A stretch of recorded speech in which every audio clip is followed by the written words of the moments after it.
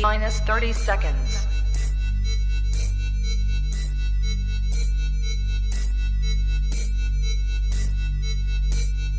T minus 20 seconds.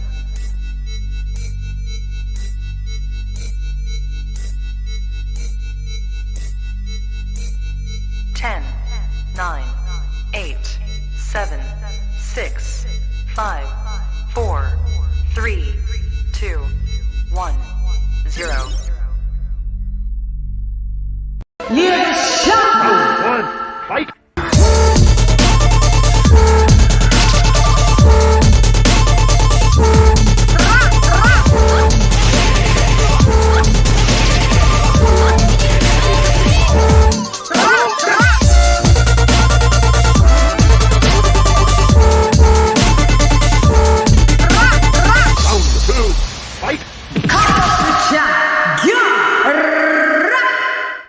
Yo, hey girl, it's LadyChann, nonetheless, and welcome to the weekly wrap-up shiggity show in the blood clot builders.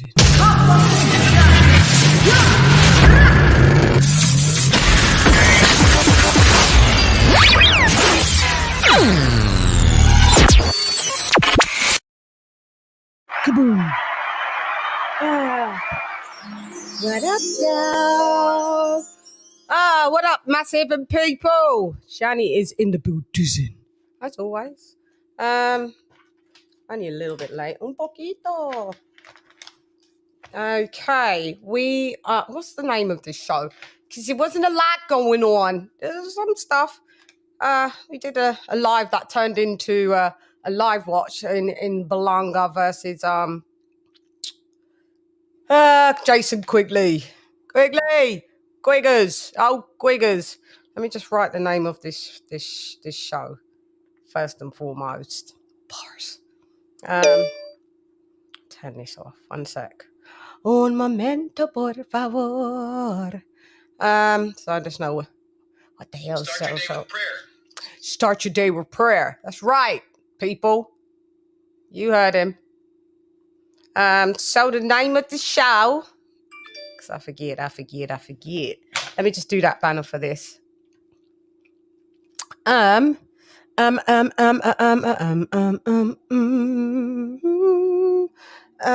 is. Hang on. So let me edit that. Edit. And Janet Jackson ones. So it is. Hope you lot have had a good day. It's Wilder. There's not much to talk about. There wasn't really much. Ruiz. Potentially. Who wins? Then we had Joshua versus WHYTE. Risky. Hang on. It's a lot of writing to do with. Damn it. CHANN, short captions, girl. Shorter ones, because I can't bother with all this writing. Fury. A joke. I know that one's got people's panties in a real big old bunch. Some of them coming through on me comments. Bless y'all.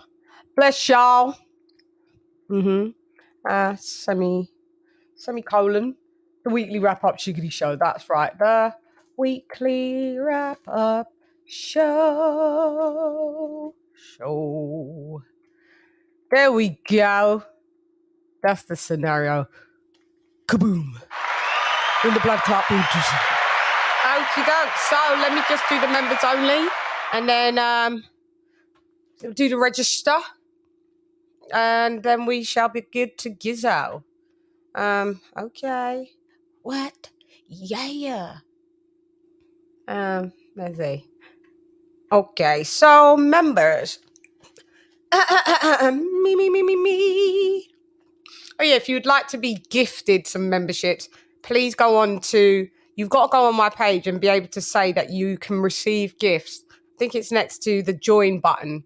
So if you enable receive gifts, you'll be able to receive them when, you know, some lucky people make you lucky, because YouTube just randomly donate them who's in the chat at the time. So you can't pick who we're gifted. Okie doke. So we got Sammy Ali in the baptism, Donald Banks DB in the baptism, Nesta Bedford in the baptism, Zara K in the baptism, Monica King Boxing in the baptism, Karma Serene the Queen in the baptism, King Boxing in the baptism. What up, LadyChann? Con Shaunery in the baptism, Lisa Bell's the Queen in the baptism, Ricardo mi hermano in the baptism, Ben Adams in the baptism, Stephen T in the baptism, Mark Niggity Nash in the baptism, Dub Right Side in the baptism, my sis R to the left in the baptism, G-Star Boxing in the baptism, mi hermano, Devil Beats in the baptism, Jimmy McClenley in the baptism, AJ All Day in the baptism, Charlo in the baptism, King TJ in the baptism, R.I.P. Upload type el primero ya tú sabes in the baptism, and Dr. P in the baptism. Okie dokie, let's go. So I'm introducing, introducing, introducing. It's Kenny Ken and AJ All Day as Alex. Ding, ding, ding, ding. What up, guys?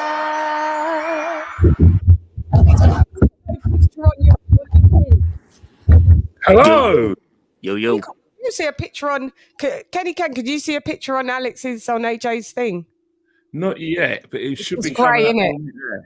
Sort the grey discs out. Or you lot need these grey discs. They're awful. Seriously, you can't see a photo? What is wrong with this I thing? can see it on my phone because sometimes on one device you can. It's weird. No, I can't. No, it's not even on my phone.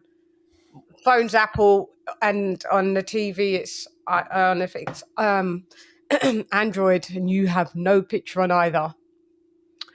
No bueno. Oh well.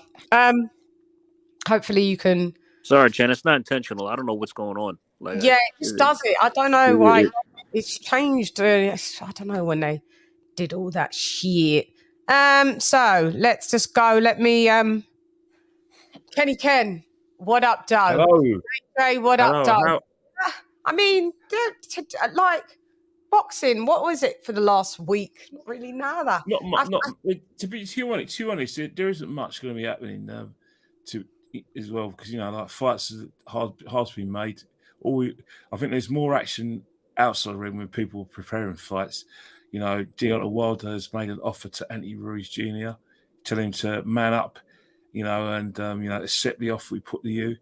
Anthony Ruiz Jr. says he wants to do it, but Deontay Wilder thinks that he's listening too much to his father. Anthony Joshua and Dillian Whyte. First, Dillian Whyte won't accept the terms. Dillian Whyte phones TalkSport and says, "That's a lie. I am interested. I'm ready to take a fight. Let's go now." And he says, Anthony Joshua's a strange man. Carl Froch is at his podcast as well. He's not happy with Anthony Joshua. Not happy about the way he prepared for the first fight. He's saying Anthony Joshua's gone soft, did that. He should do what he did. Instead of fighting warm-ups, fight high-level fights for his legacy. And Tyson Fury's getting a kick in as well, because Carl Froch feels that Tyson Fury, the older he's getting, the more pounds he's putting around his body. Maybe he's lost his desire. Maybe he took a bit of a beating for Deontay Wilder. Even he beat Deontay Wilder. Maybe he can't get around physically, and that although Carl Froch thinks that Tyson Fury would be too big for Usyk, he says the longer Tyson Fury's out of the ring, the more if Usyk stays away and does what he does to Joshua, Usyk will win. So there's more talking about it than anything else. Those were the talking points. That was the synopsis of what we've got. Let's go, baby! Let's go! All right, let's start. Weekly wrap-up Shiggity Show.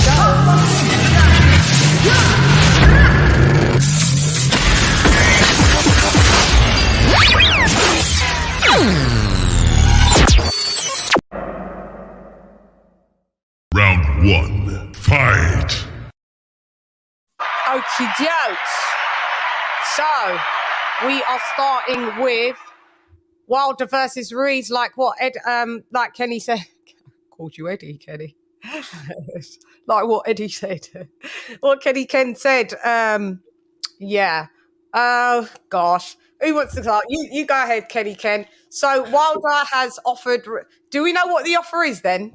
It's not as an offer. It's just that he said he's kept it quiet. But Ruiz said, "Let's get it on." So I made you a substantial offer. He said, "You need to man up. Stop letting people around your camp like your father tell you what to do." He said that the only thing holding it up is his father. But you know, a lot of people are excited by that. I think Wilder, you know, realised he's got to get a move on. A lot of people were upset with Wilder because thinking, look, we haven't seen you in action since you fought Rob Helenius. We want to see more of Deontay Wilder. So, you know, that's the whole scenario at the moment. People are anxious to see Wilder fight. Ruiz, you know, as we well know, he wasn't champion for long. There's only one fight. He held the belts. He needs to get in the big time. It's a good fight. It's a very, very good fight. You know, anything can happen. Both fighters need that win in order to get themselves back in the big time. None of them can afford to lose. You know, let's get it on. But you know, one thing is, Wilder's talking a good game, and Andrew Ruiz and Julius says he wants to fight. If both fighters want to fight, what's holding it up? I don't know. They were supposed to have been fought because this was supposed to be a title eliminator for the WBC. Was this WBC title eliminator, AJ? Yeah, it was a time, but you know, the fight's quickly made. You know what?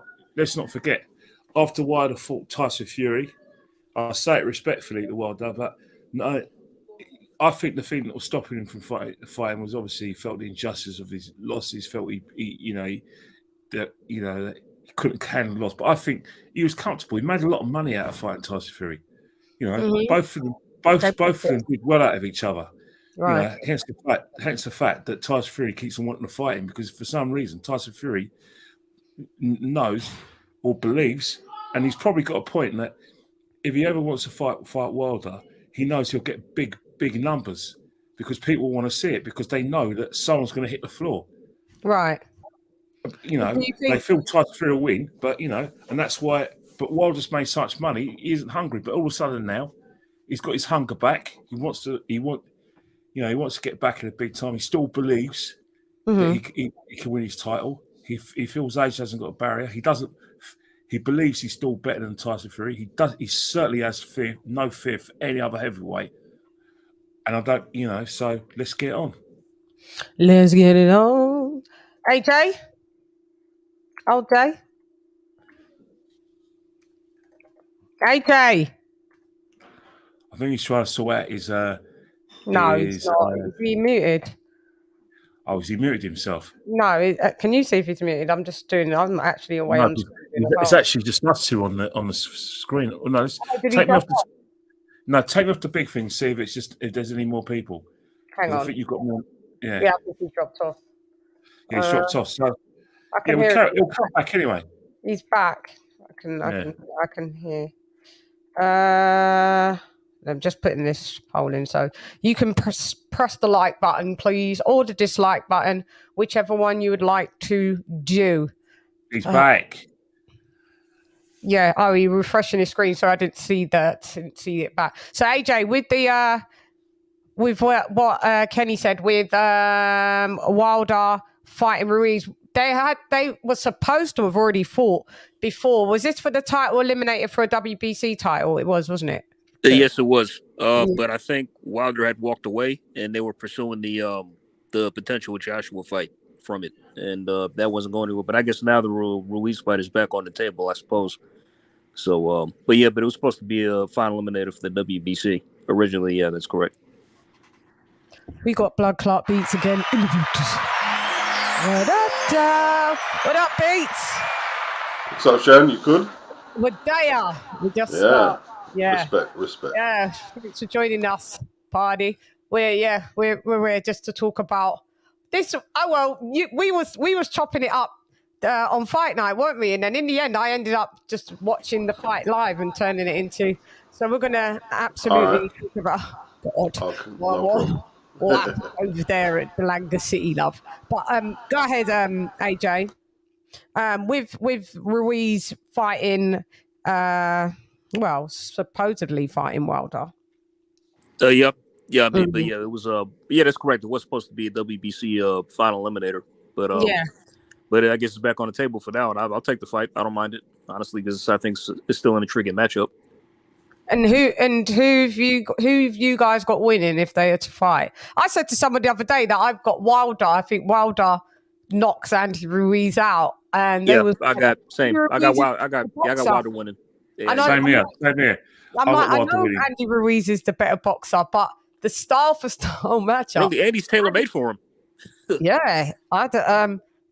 Beats. You're chiming on Ruiz, Wilder Ruiz, or Ruiz Wilder, however they're billing it. I don't want to discount Andy. Like, Andy had a lot of amateur fights, knows how to protect himself. Got a good chin as well. Yeah, like, you know, when he took that right hand from AJ before he got him in trouble, you know what I mean? Like, that's a sturdy beard right there. Wilder, one fight since Tyson wiped the floor with him. It lasted a couple of seconds. If somebody puts it on him, you never know. You never know. So it's a very good fight. And it's a risky fight before taking on AJ for all that money in Saudi Arabia. It's a very risky fight. Do you reckon it's risky? Of course it is, man. Andy Ruiz, like, how much time has Andy lost in his career? Yeah, Wilder goes down by body shots. So, yeah, Ruiz could do. Ruiz. Who have you got? Who are you leaning towards? Yeah, Wilder's the favourite. Wilder would be a favourite. Of course he would, because Andy got them slow feet, isn't it? He'd be a favourite. But it's still a dangerous fight. His feet. I mean, Andy's feet ain't no slower than Luis Ortiz's, and he had Wilder in trouble. Yeah. Let me do this super chat 1 sec. Un momento, por favor.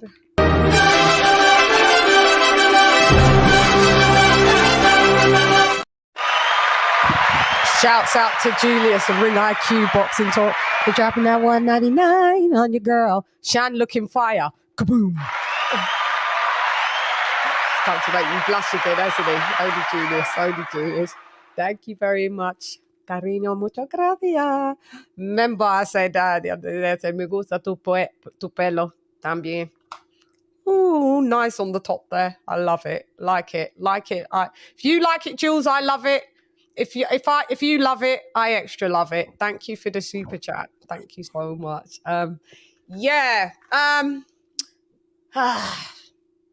Ruiz, I want to be fair because Andy Ruiz is a good boxer, but I don't know. I just feel that he's going to get knocked out. You're saying, you know what it is with Wilder. Yeah. You know what? I've been watching a lot of his fights, and one thing I've learned is the only person everyone says the call of fault is if you get on top of Wilder, you beat him. Yeah, but getting on top of Wilder means sustaining your attacks. Some people get on top of him, but they're not sustaining his attacks. I've seen people try and get him for a Wilder and throw just one punch and get put out. Let's not forget Arthur Spielska. Southpaw fighter came in swinging. He put on top of Wilder, but he didn't sustain the attack. And then when he hesitated for just a split second, Wilder's because remember whatever you say about Wilder, he is quick. He's got quick with his feet and his reflexes as well. All right, he may not have the fundamentals, but one thing that he has, which everyone just thinks, oh yeah, he's got power, but he's also got quick feet. So look at Spielka didn't sustain his attack, made one little mistake. Wilder got the right hand off, timed it. Quick feet, quick hand, bang. Helenius came to stand on top of him, bang, got caught in. And then, Helenius was a former shell. Even what you say, but even Ortiz tried to sit on top of Wilder, didn't sustain the attack and got put down. And I think that's the thing, Wilder. If you're going to stand on top of Wilder and prove this theory right, sustain the attack, because if you don't sustain the attack and you hesitate, you're going to get that. Because at the end of the day, people just think he's going to throw a straight right. Let's not forget, I see a lot of fighters when they come in, the signature punch is move your feet, crouch down, get that in, the uppercut, right uppercut. That's what happens with people who are right. People just think if you get someone on the ropes, that's it. No, that's only half your job. It's by throwing your punches. If you don't throw your punches and the person's is expected right of it, all he's got to do is use the ropes, move to one side, bang. And that's one of the reasons why Luis, fast hands, slow feet. Actually, though, like in all truth, though, like with Spielka, it was when he because he was doing pretty well in the fight. It was when he got aggressive and threw that left hand. Wilder countered him. He got aggressive, and that's when Wilder caught him. But even Wilder so, always catches you. Go yeah, ahead. but the thing, Your Spiegel literally rushed in. He rushed into like he rushed in, but the thing about it, he rushed in. But when he was about because at first he gets someone around the apron, he's throwing his punches, both of them throw, and then he turns Wilder. Wilder comes in, and as he's trying to come in, he's thinking about what he's going to do. Bang! That happens. You know what I mean? So if you're going to look at, you see like Tyson Fury, he was mauling him, but he was throwing punches in clinches, throwing punches, letting his hands go. And I think that's the thing with Wilder. By all means, say you could push Wilder back, but if you're not throwing punches, then you're giving them enough time to get that right hand off. And that's what I was saying to Anthony Joshua. If you're going to fight Wilder and you're going to walk him down, for God's sake, throw punches, because if he catches you, you're out cold. And that's my biggest worry about this theory that because the other day, if you give a fighter a little bit of space when he's got that detonator right hand and you're not throwing anything at him, that is just as problematic as standing off him, as far as I'm concerned. Yeah. I just think because Andy Ruiz is going to be the small. What is Ruiz? 6 foot, 6'1"? He's 6'2". I doubt it. Yeah, he's about 6'1". And I mean, he has to go on the inside to be able to even do anything to Wilder. I just think traveling en route, because look how he looked against Areola, and I've seen him. We've got skinny Ruiz. Look, let me do a tannoy. This is a shout out. This is a call out. Boo, boo, boo. Call out to Andy Ruiz Jr. for the Deontay Wilder fight. We shall need fat Andy Ruiz to report to this fight. Thank you. We don't want to see skinny Andy Ruiz. Skinny Andy Ruiz comes with 0 punch resistance. I don't care what anyone says. I don't care. Skinny Andy Ruiz doesn't give us faster Andy Ruiz. He still has his power, but his feet still stay slow regardless. So, I mean, I don't understand what's the difference of him coming in slim. Coming fat, at least your feet will still be the same speed. Your hand speed is always great and fast, and your power is always good as well. We don't need skinny Ruiz. Bars, we don't need it. Still fighting to this day. To this day. To this day. You just sit here, you don't know what I'm... Deontay Wilder to this day is in the boots. So I don't know. Any thoughts more on that? Go ahead. Yeah, well, Wilder's overrated. Oh, we know that. Oh, that's tenfold. I created a channel saying that from inception. We know that. But what we do know is that Deontay Wilder 100% does land that right in all his fights. It's just however the person's going to deal with it is the thing. We saw Fury go down a total of 4 times. He was nearly gone, but, you know, from the powers that be, he's got great will as much as... What's Wilder's best wins in his career? What's his best wins? No, he ain't really got any. It would just be Luis Ortiz, which ain't nothing to write home about. He ain't really got any best. This is what I'm saying, man. Like, he was supposed to fight Povetkin, he didn't fight Povetkin. He was supposed to fight Vladimir Klitschko, he didn't fight him. And maybe he would have knocked him out, but he hasn't done it. He hasn't done it. Yeah, Povetkin failed drug test though. He was going to fight Povetkin. He didn't run away from Povetkin. No. He was exonerated after, and Wilder didn't take the fight. He was exonerated. Right. If Povetkin's manager took Wilder's team to court and won the case, and he still didn't fight him after. That's true. Yeah, that's true.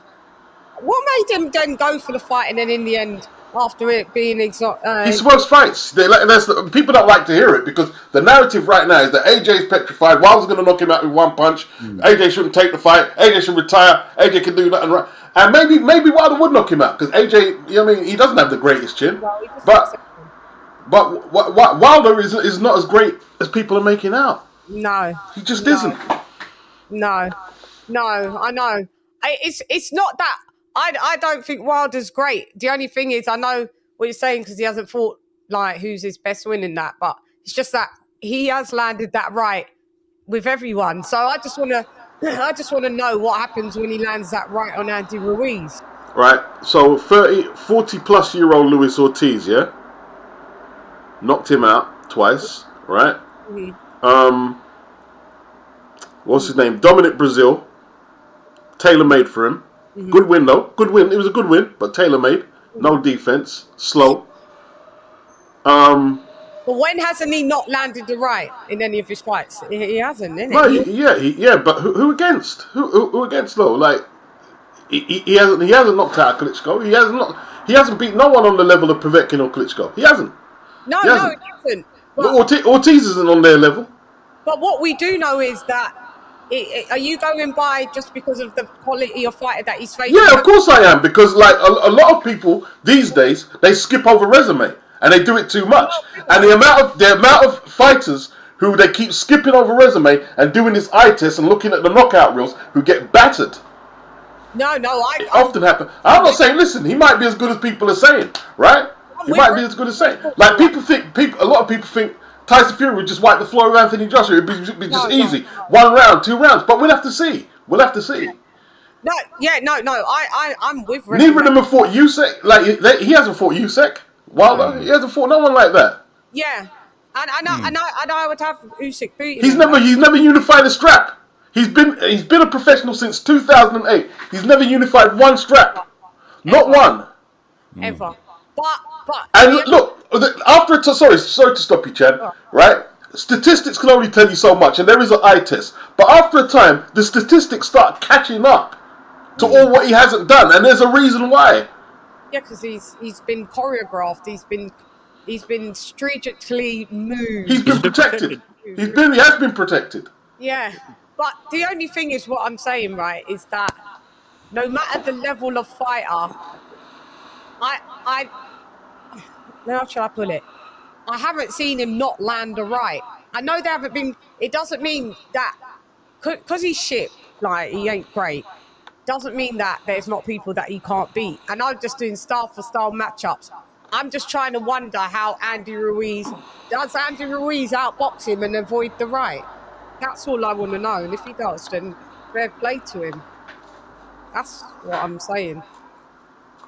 I mean, that story came up the other day where Harold Sconiates came back up, right? And they took the fight offline. Wilder was down for more than 10 seconds. And it says it in the article. Yeah, he was. He was down for more than 10. Yeah, he was. But the video went missing. Why did it go missing? They deleted that fast, boy. They took that down. Yeah. Yeah, Harold Sconiates. Yeah. It's just because Ruiz is short. I tell you what, if AJ believes it listens it, like, he has to be wary of Wilder's power. The power is genuine, but if he believes into what everybody's saying, he might as well not go in the ring. He might as well just, if from what everyone is saying, he might as well not even take the fight. No, I want him. But if he goes about what he's supposed to do, yeah, he can win that fight. He can win that fight. Yeah, it's winnable. He can win that fight. It's winnable.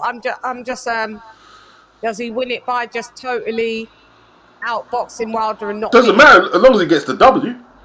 Yeah, I know. But all I know is what I'm saying is he has to avoid. We don't know if Wilder does land the right, how Andy Ruiz is going to react, because when Joshua's the first guy to put Ruiz on his arse in his professional career. Maybe Wilder does the same thing. We don't know if Ruiz gets up like how he did from Joshua. We don't know if Ruiz, if he does get connected with, if he stays down. All I'm saying is the Ruiz that I've seen I'm not great with it. I'm not gonna lie. We need fat Ruiz. His punch resistance is shit when he comes in at all this 220, 230. No, Wilder would be a big favourite to beat Ruiz. I'd expect Wilder to beat Ruiz. You expect Wilder to still beat him? Yeah, I would expect Wilder to beat Ruiz. I would expect it. I would love it if Ruiz beat him for real, but I wouldn't be shocked. I wouldn't be shocked if there was an upset. I wouldn't be shocked if someone really down the rankings beat Wilder. To be honest with you. Yeah, there's man that could on the day. I wouldn't be shocked. Yeah, there's enough man down the rankings that could beat him. And I mean, I think all the top heavyweights are vulnerable. Like, the thing is, they sing Tyson Fury's praises as well. But look at the fuss he's having to get a fight, and like a lot of it is his fault. Who, Ruiz or no? Tyson Fury as well. He's another one. I'm the greatest. I'm as good as all the past heavyweights. Dude, how much defenses have you made of the title since you've had it? How much? 3, 2. So, Two. and that's enough of a sample You're size right. to say you're an all-time great. No, you need to do it more. You need to do it more. And with Wilder, he needs to do it more. He needs better quality. Fury doesn't need better quality, but he needs more bodies. Wilder needs better quality. Yeah, he landed it on Fury several times. He did land a right on Fury a few times in one fight. Yeah. Aplo's a Wilder fan, but Yeah, and what happened? He lost. He didn't win none of the fights. Yeah, he landed it and didn't win none of the fights. But I think the point that he's trying to make is that he still landed them. Well, everyone lands punches. Who doesn't land punches? I mean, what kind of argument is that? He landed that right because that's the only punch that he has. And the point is that 100% out of all his fights, whether they're bums, the one elite man that he fought or so-called elite man that he's fought, he's always, whether he's been on foot, he's landed the right. And the right does something to people that nothing else seems to work on out of his arsenal. That's all I'm saying. So I think that Joshua Usyk, when there's people that can really outbox Wilder, and I would say, yeah, they definitely, I would have them to beat Wilder. But I'm just saying for this style-for-style matchup, I feel that Andy Ruiz, he's smaller. He has to get in the inside. His reach is short, so he has to get in the inside. Him walking, his feet are slow. Wilder's going to see him come in. Wilder's just going to leap off and boom. To me, it's a bit of an easy style for Wilder to beat. I'm not going to lie, this one. I'm only doing style-for-style matches. Everybody knows I'm not really down with the Deontay Wilder shit. Everyone knows. But style-for-style matchup, AJ, what do you think? Well, yeah, I mean, stylistically, yeah, Wilder's got the advantage. He just can't let Ruiz get in close and trade. That's where Ruiz is most dangerous. That's how Joshua got in trouble in the first fight. And stylistically, Wilder should win if he can keep Ruiz along. And he's gonna. I know he would hit Ruiz with his right because, as we were just saying, he's got a knack for landing that punch. So he would hit Ruiz with it. The question is, could Ruiz take it? That's just what intrigues me. So yeah. Is it a thing? Does he land the right or? I think he would. I mean, if he got touched up by Luis Ortiz, the Wilder could definitely touch him up. So I think he would. Yeah. He would land it for sure. You'll take the bet. You think Ruiz will knock out Wilder. All right, so here's Beats. Is that a way that Ruiz could knock out Wilder? What, with the overhand right or his right hook or a body shot? He can't look to knock Wilder out with one punch. He has to outbox Wilder to beat him. Outbox him. Yeah. Yeah. He has to time Wilder as he comes in, come with his own combinations, and try and put him on the back foot. But he's not going to knock Wilder over with one shot. Yeah, it's accumulative. And Ruiz has got good combos, right? In the fast hands. He has. His punch selection's good. And it's fast, it's swift. He's been doing it. How long has Ruiz been boxing since he was like 6? Yeah, he's had how much did he have? Over 100 amateur fights or so? Yeah. He did. Quite a few. Yeah, he ain't no slouch like that. I know. I give Andy Ruiz props, but I do question his punch resistance at being skinny. Any of yous? Oh, listen, there's no heavyweight out there or ever with great punch resistance. There's some big dudes. If you get hit correct, you either go down or you go out. One of the two. It doesn't matter if it's Wilder, Fury, AJ, or Usyk. You get hit properly with them big guys, you go down. If AJ connects on any of them correctly, same thing. And if he gets connected on, same thing. Yeah, and that's the thing. But Chan, I think you're getting at like Ruiz was more. He could take a shot better when he was fatter, right? Yeah, when he was fatter. I mean, Ruiz did all of those fights, and it hadn't been put on the ground until I guess maybe it took that we needed to see someone like Anthony Joshua to put him down. But I mean, we saw him when he. But he didn't fight that many punches, though. That's the thing. Yeah, he wasn't in with big. Didn't fight many punches. Yeah, I mean, Joseph Parker's not a hard hitter like that. But Ariola put him down. I was shocked when that happened. Ariola put him down, though. Yeah, but if you go through Andy's resume, Chris Arreola probably got one of the higher punch knockout percentages that he's fought, even though he doesn't seem like a prolific puncher. Yeah, and he's fought a lot of people, like a lot of the So I mean, even like people are writing off Daniel Dubois against Usyk, but if Daniel comes in there correct, gets something in, you never know. You never know. It just depends on his, depends. It depends. Yeah, I mean, you know the thing with Daniel Dubois. Yeah. I just think his experience. I think it's probably too early for him. Let him learn his trade, and then get in with these guys. He's in Mando. I think there was a fighter there. He has got the power. He's got all the attributes. It'd be nice if he stayed with a trainer for a while and just learn. So, he's gone from who's he with now? First he was with Mark. What was it? He's Don Charles now. He's with Don Charles. He's with Don Charles. Yeah. Oh yeah, that's it. Yeah. Because I think was it Martin? What's it? Martin Burrows or something like that. Martin Bowers, then Jimmy Tibbs. He went to Bowers, and he went with Shane. And he went with Mark Tibbs for one. And Mark Tibbs. Mark Tibbs for one fight, and he's a Shane McGuigan. And he went to Shane McGuigan. And he's with Don Charles. He's going through a lot of training. You know what I think though, Ken? I think Frank's cashing him out now. He's cashing him. You think? Yeah, he's cashing him out now. I mean, he's cashing him out. Because look what happened the last time he was out there with that Lorena guy. Lorena. Yeah. He got dropped 3 times in the first round. Yeah, so. Really? Cash out already? When I say cash out, he's look, let him go in there, see if he can, get the jackpot punch. You know what I mean? Because it's heavyweight division, isn't it? You know what I mean? You never know. I mean, see, the thing is, right? People are looking at the Lorena fight. Yeah, he went down, and so Usyk gonna wipe the floor. So he can go in there with no fear at all. He needs to look when he goes into fight Usyk. Go in there with no fear, right? No one expects you to win, right? And you never know. Your hands you go. never know. You catch Usyk on a bad day. You never know. Your hands go and let your hands go. Let your hands go. I'm just wondering. Usyk's gonna Usyk. I know you're saying a one-away punch if it connects Usyk. It's a mad one. Usyk's got Chimbo, but listen, Usyk is going to make. Just talk about Usyk. Well, he ain't seen that in his life. Yeah. Go ahead, Ben. You know the Usyk thing, right? Yeah. I've heard so many people, right, when they talk about a potential Tyson Fury Usyk fight, and their one reason for Tyson Fury win is bigger. He's a bigger fighter, and he should be able to sit on top of him. And I'm thinking, is that it? Is that the only way he's going to beat Usyk? I look at Usyk. I look at the fact that when he fought Anthony Joshua, he didn't just bob and weave. He went to the center ring and took the fight away Anthony Joshua. You're trying to say he can't do that to Tyson Fury?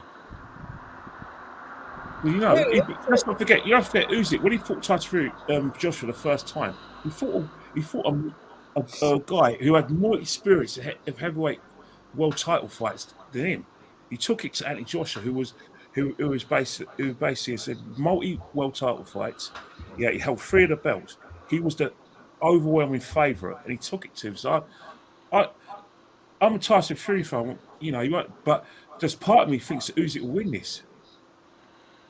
Oh, I think Usyk beats Fury. That's my opinion. Oh. Yeah, that's sorry. See, the thing is, Fury knows that size alone ain't gonna do it. What I mean? You're gonna have to fit. The size is gonna be very vital. I mean, he's gonna have 40 pounds on the guy, and a lot of leverage. So that is gonna count. But with Usyk, you need a bit more than that. You know what I mean? You need a little bit more than that. Yeah. Yeah, you do. Yeah, I just think that Daniel Dubois is gonna get. Listen, we saw Joshua think whoa, what is this? I think Daniel's going to do pretty well, Do it? Yeah, I do. Yeah, I do. I do. I do. It's gonna look like a total violation. I'm sorry. Sometimes it's just style makes fight. I don't know why. Look, the first time with AJ, he looked terrible, but when I see Usyk against Chaz Witherspoon and Chisora, I think Daniel can do pretty well. I think he can do pretty well, man. But that was a long time ago. That's when he was even. It doesn't matter if it's a long time ago, man. Daniel Dubois can't chat to no Usyk, man. He ain't gonna do all right. Usyk's had about 400 amateur fights. He's seen 1 million Daniel Dubois when he was probably in the first 50 amateur fights he had. Daniel could hit very hard, you know. Yeah, I know. So can Derek Chisora. Okay. We'll see. Daniel Dubois is gonna. I'm sorry, Daniel Dubois is gonna get spun. The mental fatigue of how Usyk is gonna dance on him. It's gonna be a mazza. It's gonna look like an total. Listen. Usyk is not unbeatable at heavyweight. Usyk ain't unbeatable. He ain't unbeatable. Dubois not beating him. Usyk not unbeatable. No, he's not unbeatable, but Daniel Dubois doesn't beat him. Usyk's elite. He's elite. Daniel Dubois looked lackluster in the bingo hall against Trevor Bryan. When Don King had them in that bingo hall, Daniel Dubois. How many rounds did it take him to get rid of that Trevor Bryan? Was it 4? 4 rounds. It was 4, right? First couple of rounds, mate. I was like, what's Dubois doing? It was bad. Like, come on, Beats. You know Dubois ain't leveling no Usyk. Let's be all right, we'll see. I think it's a dangerous fight. If I could be wrong. Man, if he does, what an upset, man. I'd be here for it. Jeez, if man. that upset happened, I'd be like. You see what it is with boxing, yeah. When you have underdogs like that, if he goes in there and I'm a big favorite, I've got no chance, then he might as well not turn up. But if he goes there like, yo, I got nothing to lose, I'm younger, he's had a lot of tough wars, amateur fights. If I can get to his body, I'm a lot bigger, and pin him there where AJ couldn't, you never know. I mean, know. All he has to do, like, don't headhunt. Don't headhunt against Usyk. Target the body. I don't know how he's going to get. If you can get to the body, get to the body. And work. Keep working it. Listen, Daniel Dubois facing arguably number 1 or 2, whoever you put him in pound for pound, southpaw elite. Daniel Dubois got peppered by a jab. And he's... no. 2 different styles. 2 different fighters. Yeah, no. 2 different fighters, Joe Joyce. 2 different fighters. One's not Joe elite. Joe Joyce is elite. No, he's not elite. Joe Joyce is elite. Joe Joyce is elite. I would say he's definitely a very good boxer, world level. Like, I can see him get he's going to come mop up people. Just because you're a good boxer don't make you elite. So what would make Joe Joyce elite then? He's an Olympic silver medalist. Should have got a gold. He got beaten by another Olympian. Right? He lost 1 fight. He was a mandatory contender. So what would make him elite then? Yeah, I mean, Tony Yoka's Olympian. He's not elite. Yeah, but he's flopped as a pro. He hasn't done nothing as a pro. Joe Joyce has actually done something as a pro. Luke Campbell is an Olympian. He's not elite. Yeah, well, I think with Joe Joyce, you know the thing with Joe Joyce? Joe Joyce, Beats is right. There's a big good fighter. But he's a very good fighter. Joe Joyce will come and mop up a lot of people. Yeah, but that's the thing. I don't know. I don't find him as elite. He's a fool to himself because I'm sorry. We don't pay you. We don't pay you to prove that you've got a good chin. You can take a punch. I mean, yeah, that's not elite. Yeah. No, don't get me wrong. He's fought really well. The problem is that was always going to come unstuck against someone who threw a straight punch, and that's the problem. I think that if Joe can eradicate that, then he's a fight that I think no one's going to want to fight. I think Joe Joyce can still go far. That defeat won't define. But no, defeat. There's a lot of people that what are you saying, Joe? You saying one defeat then you can't be elite if you get defeated? Joe Joyce started to smell himself a little bit, and he started to put himself ahead of Anthony Joshua. He said he was the top 3. He was the top 3 heavyweight. No, he wasn't. So who is elite in the division then? Who is elite then? Who is elite? Joshua. Why is Joshua elite? Joshua lost 3 times. For me, it's usually theory. I'm not saying he lost to Andy Ruiz. Muhammad Ali lost 5 times. Was he not elite? No, I'm going by your standards. If you're saying elite, like why would Joshua be elite if he lost to Andy Ruiz? You're jumping ahead, Beats. That never came out of my mouth because you lose, you're not elite. I just said that Joe Joyce isn't elite. I didn't say because you lose, you're not elite. That makes you not elite. You're saying I said that. I didn't say that. How can I Okay. say that? Mike Tyson was still elite. Fucking, there's loads of people that's elite that have lost. Vladimir Klitschko, Vitali, them man, there's elite. They lost. Lomachenko's elite. He lost. I think it, I it just don't depends on think what. Joe Joyce is elite. I never have thought Joe Joyce is elite. Have I thought Joe Joyce is a very good boxer? Yes. He come from the Olympics. See, I've seen him beat Jalalov, where them man there can't even, like, Jalalov will write off everybody's faces. Does Joe Joyce beat a lot of people? Yes. But not everyone, just because you come from the Olympics, that makes you elite. I know a lot of Olympians that they're not elite. They've come and fall flat on their ass. It depends what you do with that medal. Is it based on like resume primarily? You think, or for the most part, or? Well, I mean, if you're elite, I'm sure maybe your resume is going to show that you know the tough top contenders. Joshua's fought the top contenders at that time, and even now that are still very good boxers in the ring, top 10 if you want to go by that.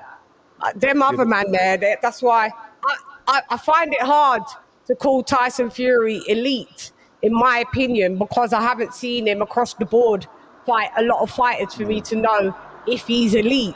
Yeah. But so what I'm saying is, elite. Go ahead. Yeah, but elite has criteria because there's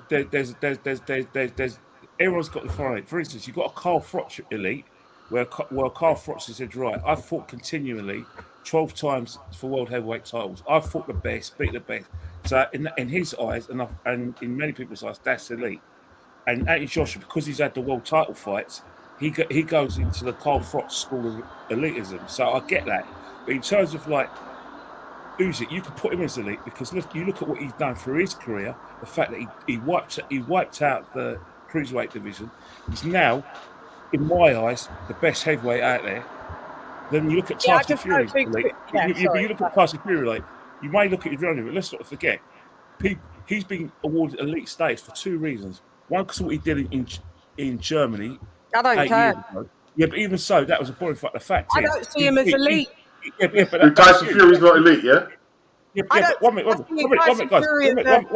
How can I say Tyson Fury's elite and you haven't seen him hardly? One minute, guys. Yeah, but if the thing's eliteness, it's a debate between everyone else. For instance, he gets his elite status because one, he has got the ability to, at his height, to have quick feet, quick hands, move well, but he's got his elite status because at the end of the day, who's he beat? This is where I have a problem. People say Deontay Wilder's got no credentials, but because Tyson Fury beat Tyson Fury beat Klitschko and Deontay Wilder, he's been all naughty with that. So I find it a bit confusing. I think Tyson Fury's elite because of the ability to fight two styles and win at those two styles. When he fought Klitschko, it was box and move, quick feet at 6'9", and then he changed his style. The worst fight I've seen in my life. Yeah, maybe so, but that was the only way he was going to. Yeah, but that was the only way he was going to win. Klitschko was unbeatable, and in Germany, one minute. Yeah, but in Germany, you're just singing off of that one defeat 20 years ago, Ken. I don't care. He's fought no one. But hang on it. German judges, in though Klitschko's Ukraine, he went and won by points. That never happens in German-based fighters. And then he changed his style to beat Wilder by sitting him, and he started sitting his punches. For me, to be able to adapt two ways to guitar, that for me that's elite. But for you, it's different. I have to see that you fought people, and then I'll be able to gauge that you're elite. Other people have different types. You fought in 7 fights. You fought. In 7 fights, you fought 3 people in 7 fights. Yeah, but he won a title. You can't be elite if in 7 fights. Most fights, in 7 fights, they fought fucking 7 different people. So we get to see that with different people in the ring. We've seen this geezer fight 3 people. In 6 fights, he's fought 2 people. Stop. You're not elite. You're a good boxer. Yes, you are. But you're not elite. People like to give away. No, people like to give that word out too easy. There's a lot of fighters that are world level title holders. You don't, just because you're a title holder don't mean you're elite. Jamal Charlo is a title holder. He ain't elite. So just because you've got a title doesn't make you elite, mate. This is a geezer that's held onto the WBC belt for the last couple of years since he's got it off Wilder. He fails to even fucking unify, but he's elite. Nah, drop me out, mate. Drop me out. Sorry. Ain't elite. Sorry. Nah, mate. So Chad, so you have to fight people pretty much, yeah, more or less, right? You have to fight people for you to be elite. You've got to move like you're elite. How do you? Well, how do you deem elite then, AJ? No, I'm not disagreeing with you. I'm just saying I see that as well. Yeah, but I want to hear your definition of elite. I would gauge it the way you would as well. Like you would have to, your resume has to be stellar. You've had to beat like several top names for you to be classified as elite, because it's just like you said. I was thinking the same thing. You could be a title holder, but your resume could be lacking. You know what I mean? And that doesn't necessarily mean you're elite. I mean you're world level, but not elite though. So you would have to fight and beat people on your resume. It's for you to be considered elite. That'd be my definition of it too. So I wasn't disagreeing with you. I'm agreeing. Yeah. So no, I just wanted to hear your thing, because it's just mad that people just put him on this elite status. Not for me, mate. So I'm sorry. I just can't. Is he a good boxer? Yeah, he is. And can we do star for star matchups and say if Tyson Fury's gonna? If he was so elite, he would have fought Usyk. That's what he would have done. He would have got his elite ass in the ring. His elite ass wouldn't be talking about fucking Francis Ngannou and WWE. He's like, why don't you fight me? Get in the ring and fight Usyk, man. That's what we wanting to see, man. That's what an elite fighter does, Kenny. They fight. Top elite. Anthony Joshua fought. Anthony Joshua fought the elite guy. Not many people see Anthony Joshua's elite, though. Your guy won't even fight him once. Your guy won't even fight him once, and we got to say he's the greatest in an era. We've got to say he's elite. Yeah, again, drop me out, mate. But Anthony Joshua, a lot of people don't agree with you and think he's elite. Yeah, they understand. Cowards are elite. You could be a coward now in this day and age of boxing, and you're elite. Do you think Anthony Joshua's elite? Do you think Anthony Joshua's elite, though? Do you think he's elite? He's not elite. Yeah, I do. I don't think Joshua's elite. Yeah, I do, because he's beat out of everybody, out of Joshua, out of Fury, Wilder, Ruiz. Who else you want to name going down the top 10 rankings? Anthony Joshua's the one that's fought the most out of the top 10 ring revenue. Yes, I do think that's elite. Yeah, I do. Even Muhammad Ali lost. Yeah, but Muhammad Ali, if everyone wants to use the Andy Ruiz, Muhammad Ali lost to a geezer, Leon Spinks, on his 6th or 7th pro fight. Did that make Muhammad Ali no longer elite? So people can drop me out with that one as well, because I come with the stats, facts, and rascal art data all day and twice on a Sunday. Yes, Anthony Joshua is elite. Yes, he is. When we look at the stats and we look at the facts and we look at the data, Fury can't chat to him. Oh, Anthony Joshua's chinny. Guess what? Anthony Joshua out of Wilder, Joshua, and Fury. Anthony Joshua's been down the least times on the canvas, but he's chinny. Anthony Joshua has faced the most top 10 in the Ring Magazine rated thing then, and some of them are still in there currently. But he's not elite. Drop me out, mate. Nobody's going to beat me on the stats facts thing. You're not. So if to you Tyson Fury is elite, then that means everyone's elite, mate. He ain't fought. So could I just say something, Shen? They're all elite then. Can I just say something? So all right, I want to drop down to 140.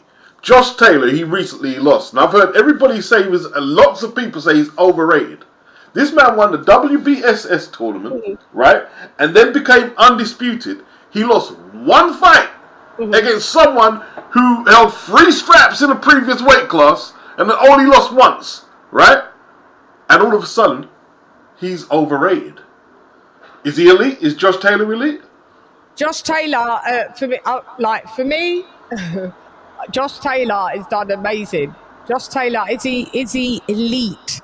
It's a hard one. Yeah, well, I'd have to put him that. Yeah, he's an elite boxer.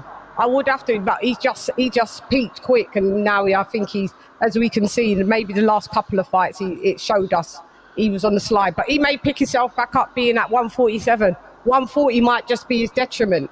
That's all. But yeah, is he elite? Yeah, you're gonna have to say Josh Taylor is an elite boxer that, like Mike Tyson, peaked early, didn't he? And then declined quick. Like by the time Mike was 29, he was like he was done. Really, innit? So I mean, some people just I just think he peaked early, and I think I've got to see him at 147. Is he elite, Ken? Is Josh Taylor elite, Ken?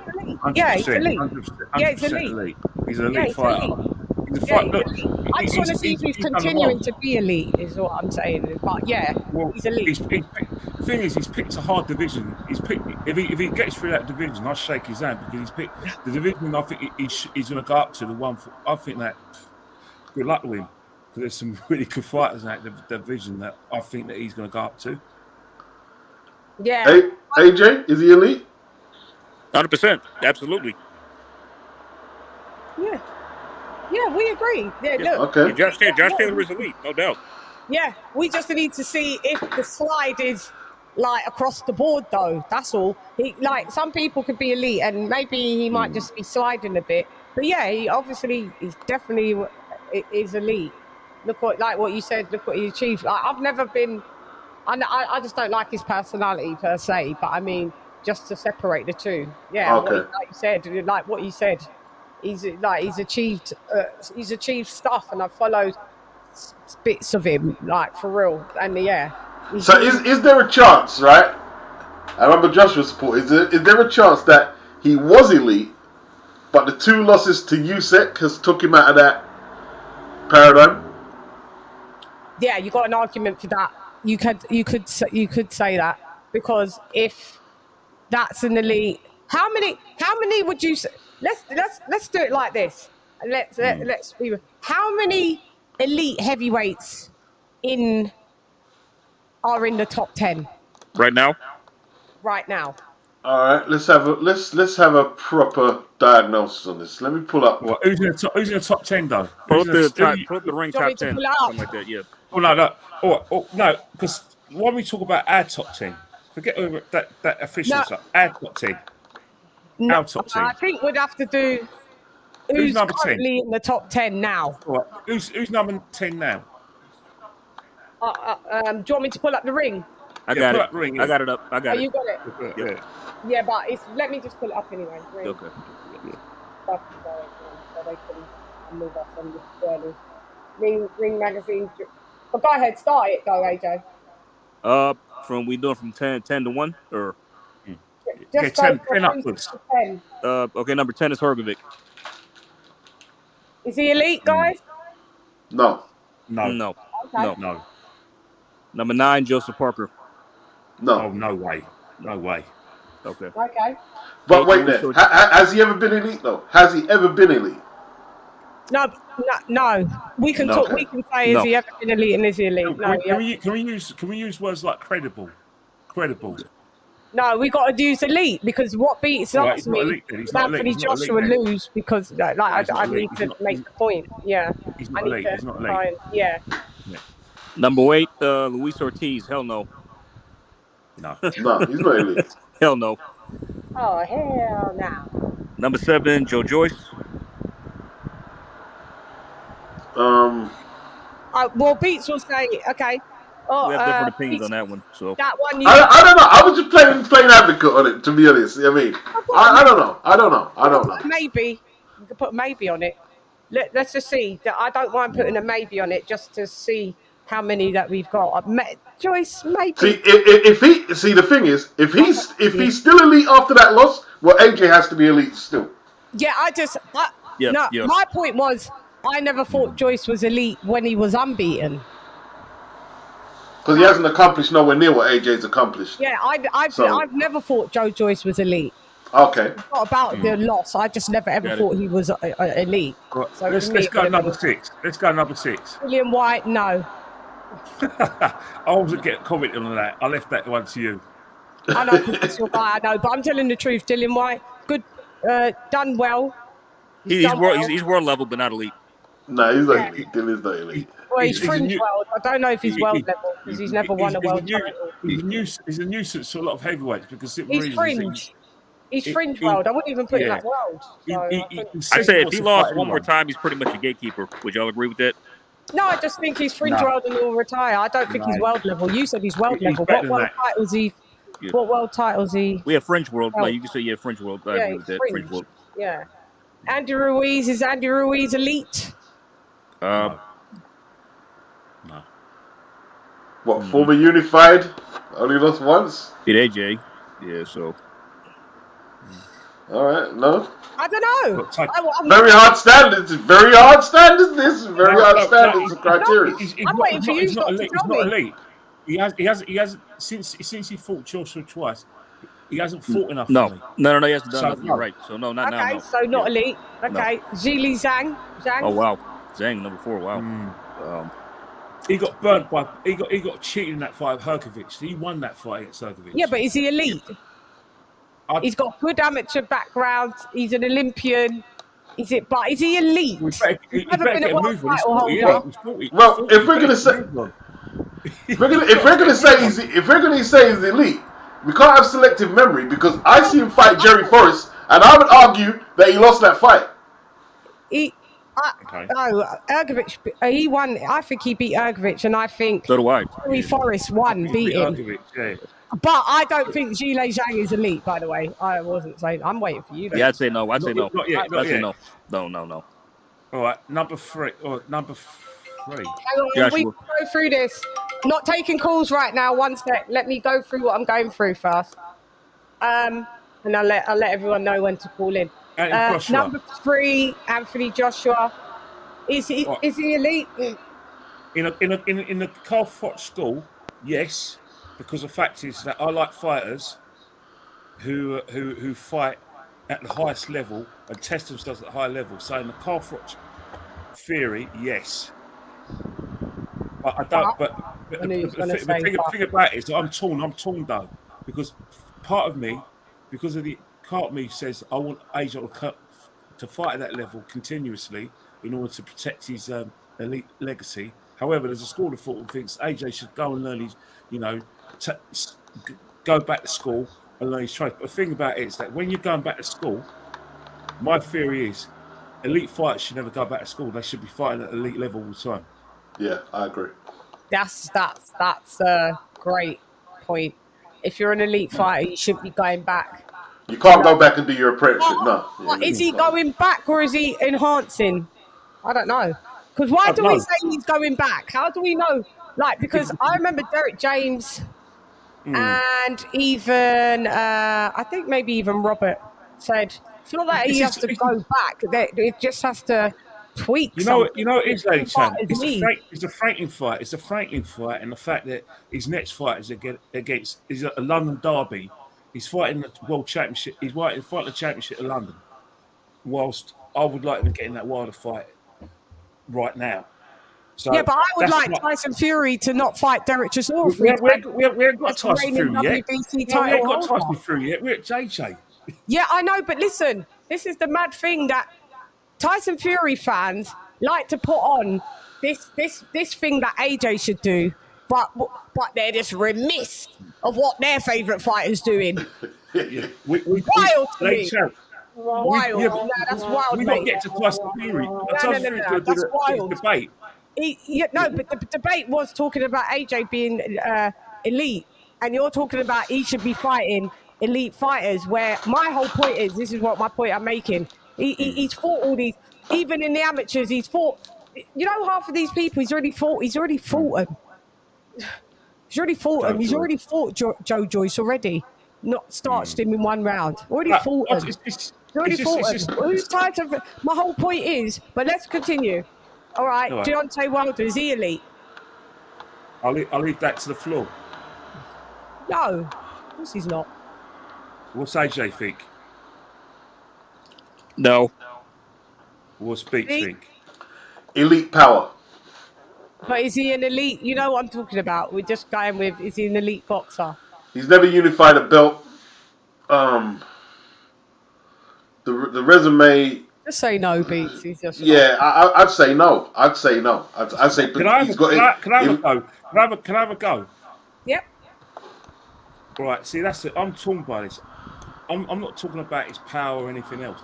The thing is, that Carl Froch Fury for elitism is fighting at world title level, because all right, he hasn't fought them names, but he's held the belt and he's defended the belt. So if you take away the names, if someone been a champion for that long, no matter whether you think it's a gift or not, or whether he's had easy fights or not, do you take him at the elite level because he hasn't fought Yes, you anyone? take him at the elite level. No, but hang 1 minute. Do you keep him in the elite level for the fact that he held the title for a long time? No. That's the debate.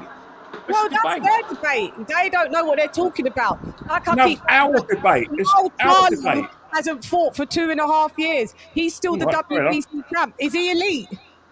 No. I tell you what. He's held that belt for 7 years. You see the thing with boxing, yeah, right?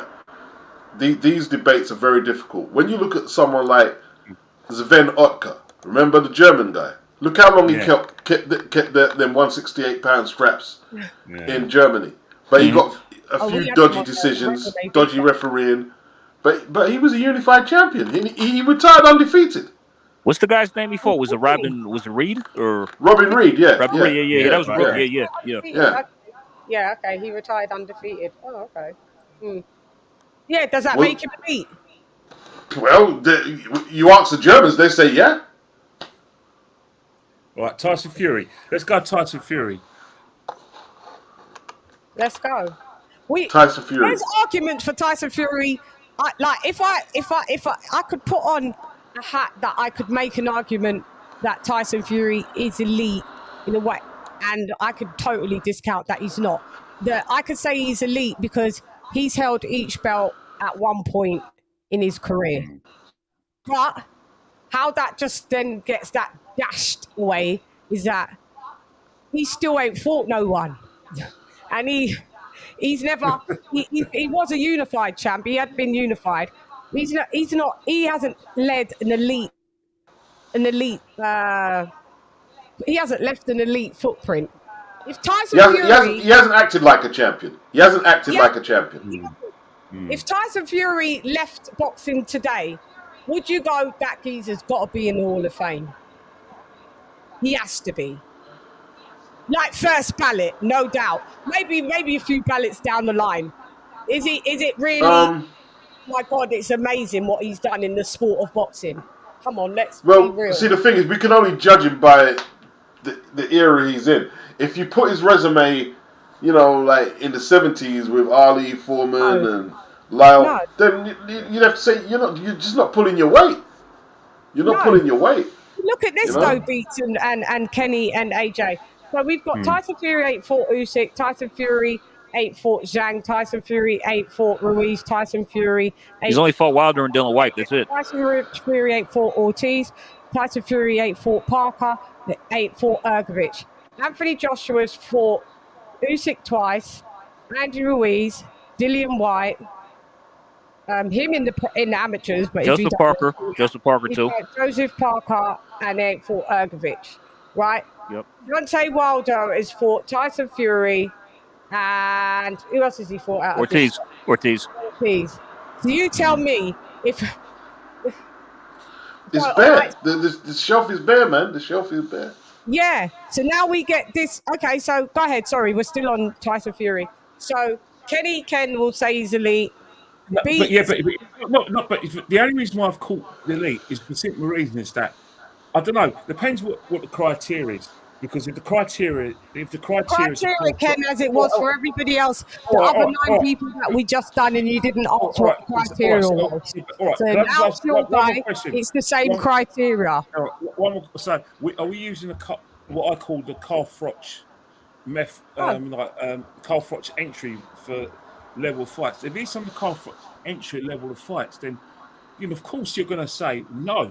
But there's something about Tyson Fury where I'm always going to look at it and I'm going to think, all right, there were circumstances caused by himself, i.e. failing a drug test after the Usyk fight and forcing himself to have an enforced rest and then coming back and winning it again.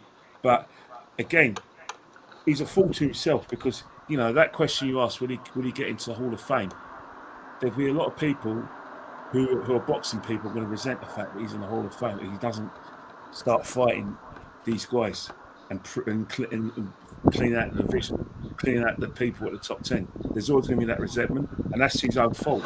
But for me, I've put him in not out of biases because of how he's won the titles, but I accept for a lot of people that won't be enough, because I agree with a lot of what you're going to say.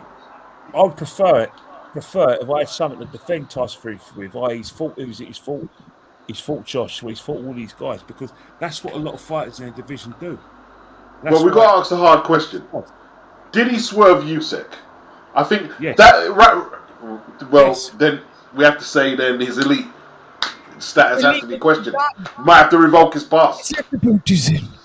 Yeah, he swerved him. I think he swerved him. So if you're elite, how can you be swerving fighters? But yet the geezer here that lost to the elite guy, because we're all going to agree that this geezer's elite. We will.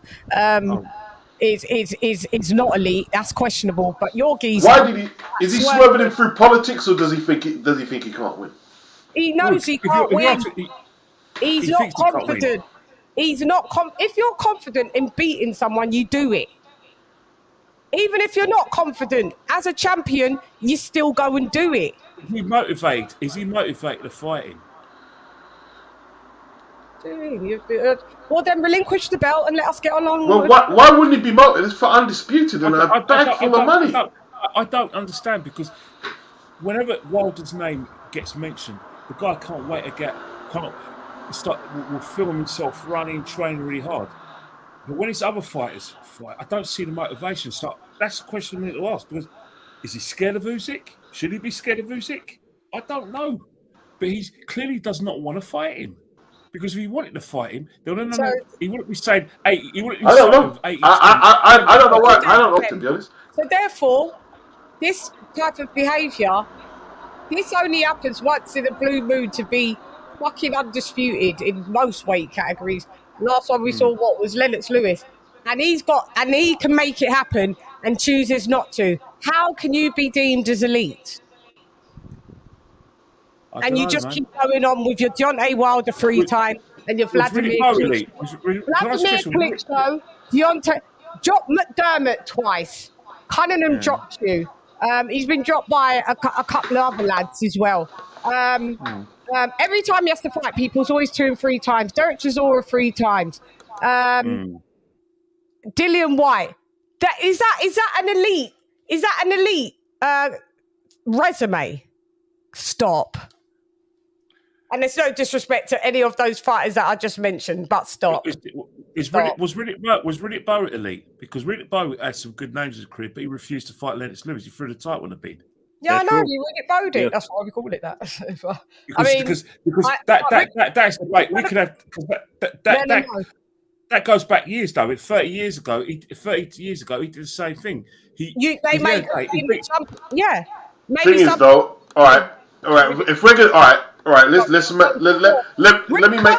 Hang on. Was it Riddick Bowe? Did Riddick Bowe ever get undisputed status, please? Yeah, he was undisputed. Yeah. He beat Holyfield 2 out of 3. Yeah. That's pretty good credentials. He threw the WBC belt in the bin. He was undisputed. But he threw the belt in the bin because he didn't want to fight. He was undisputed. Yeah, but ducking Lennox, the Lewis does put an asterisk. Yeah, that didn't help his case. I mean, yeah, ducking Lewis, we know it was a duck. But listen, he still look at the caliber of people that he fought though. No, but the thing is, he ducked Razor Ruddock because Rock Newman wouldn't put him in with the big punches. Yeah, I mean, he wouldn't fight Razor Ruddock. All right, he was undisputed. He didn't fight Razor Ruddock, and he didn't fight. He didn't want to fight Lennox Lewis. All right, but is he the okay? So would we say that's the same as Tyson Fury? It's the same thing because Tyson Fury's never been undisputed, and he's ducked. So I think he was. Didn't he? You know, he fought when he beat. He beat Klitschko. There was only one bet left because I think was it Fatally held it or something. Was it yeah, Vitali had the WBC. He took Vlad for the other 3. Vitali is my guy. Yeah. Yeah. At that time, he beat Klitschko. You have to say he was elite. It was a good. It was a good win. Yeah. But I thought this is what I'm saying. At the time of beating Vladimir, you could say he's elite, but Of course, he just beat a 10-year reigning champion. Yeah, I know. So that was an epic win. But I mean, we never saw an elite run after that. In Ghana, drop off. Yeah. He fell off before. Yeah. So I never saw no elitism. Like I saw like a very good win. Yeah, and then that was it. He just left. He left the Buddhism. He was gone. Then Anthony Joshua came along, collected belt by belt by belt. Then he pops along 2.5 years later. I've never seen an elite run from Tyson Fury. That's my whole point. I've never seen an elite run from him. Boxing's changed though, man. Like Muhammad Ali left no stone unturned, man. Twice. None at all, man. 2 times. 2 cycles. 3. 3-time heavyweight champion. 2 eras heavyweights, man. The other thing with Muhammad Ali is that in his case, remember, he got banned for 3 years and he had to go back and grab it back, and then he still did it. And he lost to he lost to Fraser in 71. Then he had to go back and grab it, and then in between trying to go back and grab it, he had to fight Ken Norton twice. He lost one. Yeah, 1 and 1 on that. I think in terms of it, but then he's Foreman elite. beat Norton, He's elite Foreman couldn't beat Ali. It was just mad. A lot of because I think that's why you have to have a lot of respect for Muhammad Ali. Is the fact that he had to go and chase after it, because because that's what a real warrior does. And here's the thing: he made fights easy to make. He made the fights easy. See, when he fought Frazier, when he came back, right? I think they shared about $2.5 million each, and he was the A side. He could have easily said, "Yo, I should get more," but no. He said, "All right, Joe, you're getting 2.5. I get 2.5. Let's fight." Fury don't do that. Fury the load of crap and too much jokes 70, and 30, games. no rematch. Rematch it, and then wants to talk that he's in the record books with Ali. Move and blood clot boy.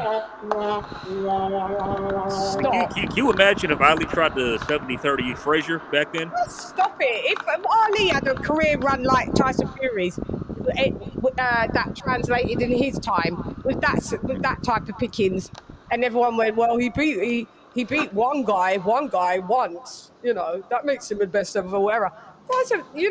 Ali must be just like spinning in his grave with all of this shit when he hears Tyson Fury being compared to him. This is ridiculous. It makes you want to projectile vomit. I've got another name for you. Because this is just a bit of trivia.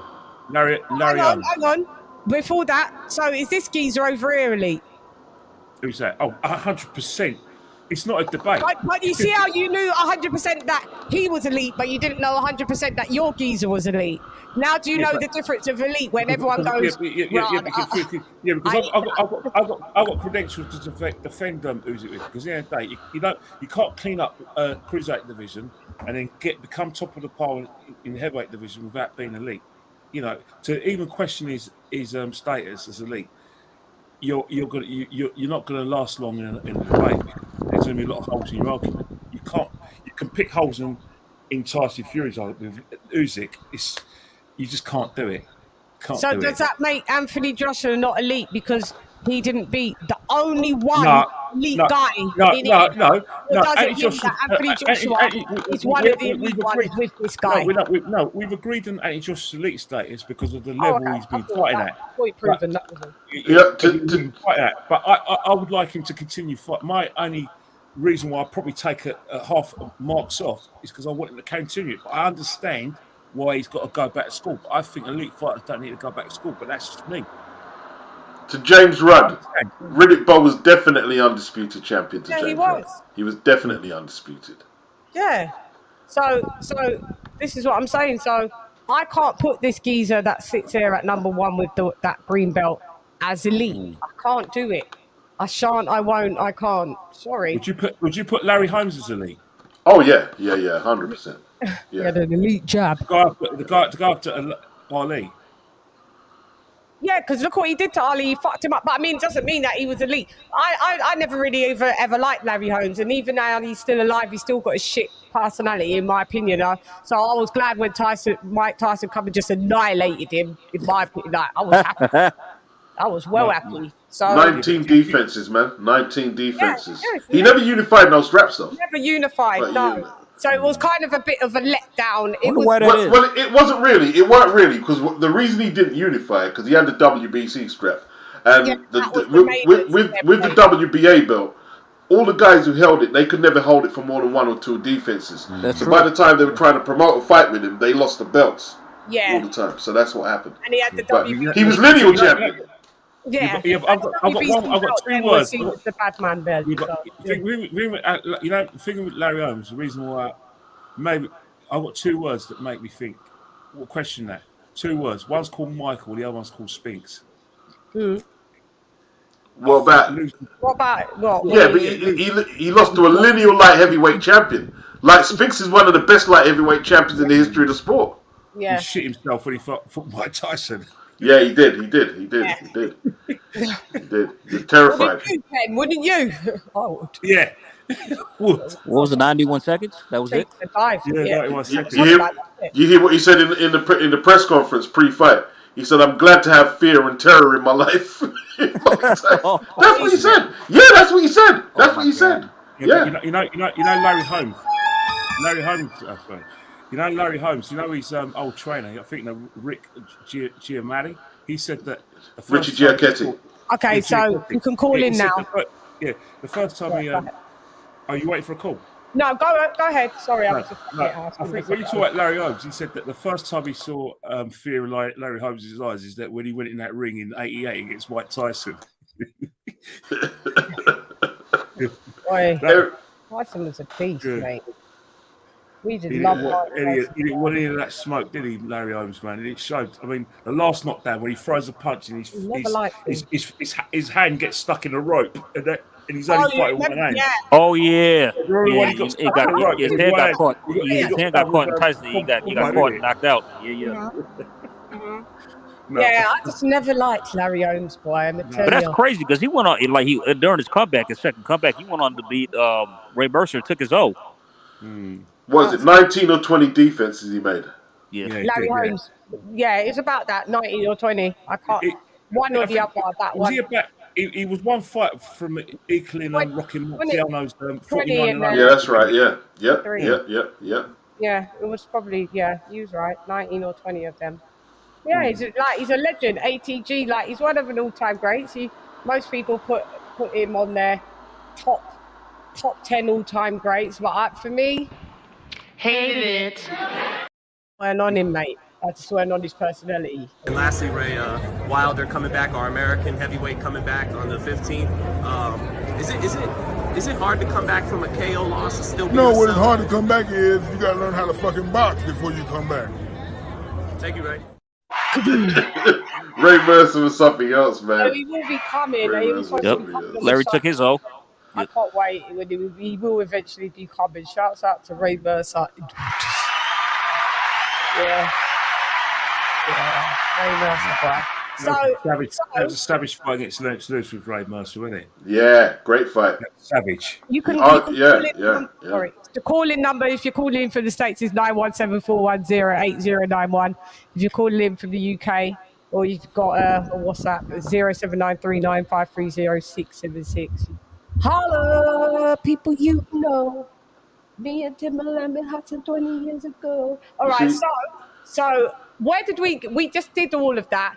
And so are we putting Joshua as elite or are we not? You could call in, anybody can, we got a super chat. You could call in, you could tell me, is Joshua not elite? Is any of these not elite? Is Tyson Fury is elite? Let me know, otherwise... You see, with the elite thing, I think they're all in and out. There's inconsistencies. Sometimes it's the resume. Sometimes it's the quality. Sometimes with Joshua, it's a couple of losses, and Wilder took losses. They're in and out. Was Wilder ever elite, though, Beats? Was he ever elite, in your opinion? Probably had a case before Fury come and smashed him up, but there's nothing elite about Wilder at all. Like you said, he's got. I know that Wilder's got great power, but I think all of this, it skips that, Ernie Shavers. If Ernie Shavers fought Deontay Wilder, who would be obliterated? Wilder, of course. Ernie Shavers is a savage. Ernie Shavers is a savage, man. So this is what I'm saying. So for me, I've always said this, that power is subjective to the person that you're fighting. Like, if I punch a 10-year-old, I look powerful. That 10-year-old's going to fly. But if I punch another 5'6", 140-pound girl, she may not even budge. Yeah. So I can't gauge his power, to be I mean, honest. because most of the people he knocked out early in his Knocked career down were just Fury. like fat light heavies and cruiserweights mostly. So Yeah, he knocked down Fury. I get it, but Fury got up.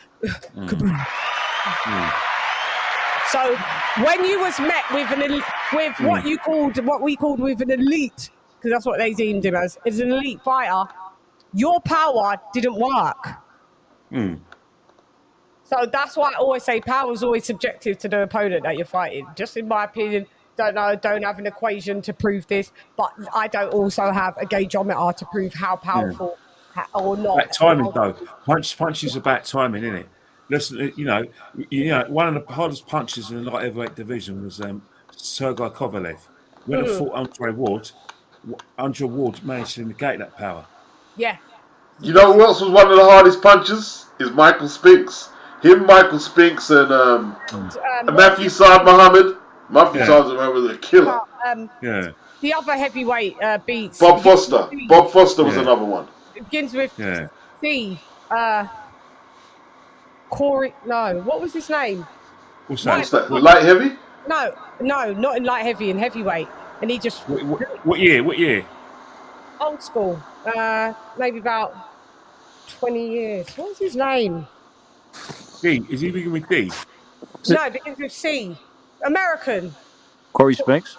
Was it Corey Spinks? No, not Corey Spinks. No, not Corey Spinks. No, not Corey Spinks.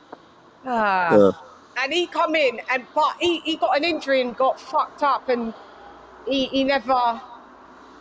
He come in, and Mike Tyson said, I didn't want to fight him. That was one geezer that I didn't want to even fight. I'd be a bullshit. I'd be a bullshit. No. Someone in the chat will tell me it. Mike Tyson said, this guy, Lisa might know it. Sis, who's the geezer? You said it begins with a C? Or? I'm sure it's either his surname begins with a C. Was it Mike? What's his name? You sure it's not Ika Biabuchi? No, I know who Ika Biabuchi. No, it's not. And Mike Tyson said, this guy was knocking people out in one round, just like boom as well. Somebody put in the chat, David Tua, or no? No, not Tua. Not Tua, okay. No. He was American. David Tua is like, he's Samoan or whatever. New Zealand Simon, isn't it? Yeah, who's this guy? I remember a fighter thinking about where is he in injuries. It's Mike Tyson days though, Ken. Mike Tyson. Let me see in Google. Mike Tyson said he didn't want to fight. He was scared of this fighter. Let me see. White Tony Tucker, because Mike Tyson fought him and so Lennox Lewis fight him as well. Razor Ruddock could hit hard, man. Okay. I thought you were talking about this fighter. I remember what he did to Michael Dokes. Oh my God. Yeah, before he died. Actually, before he died, man.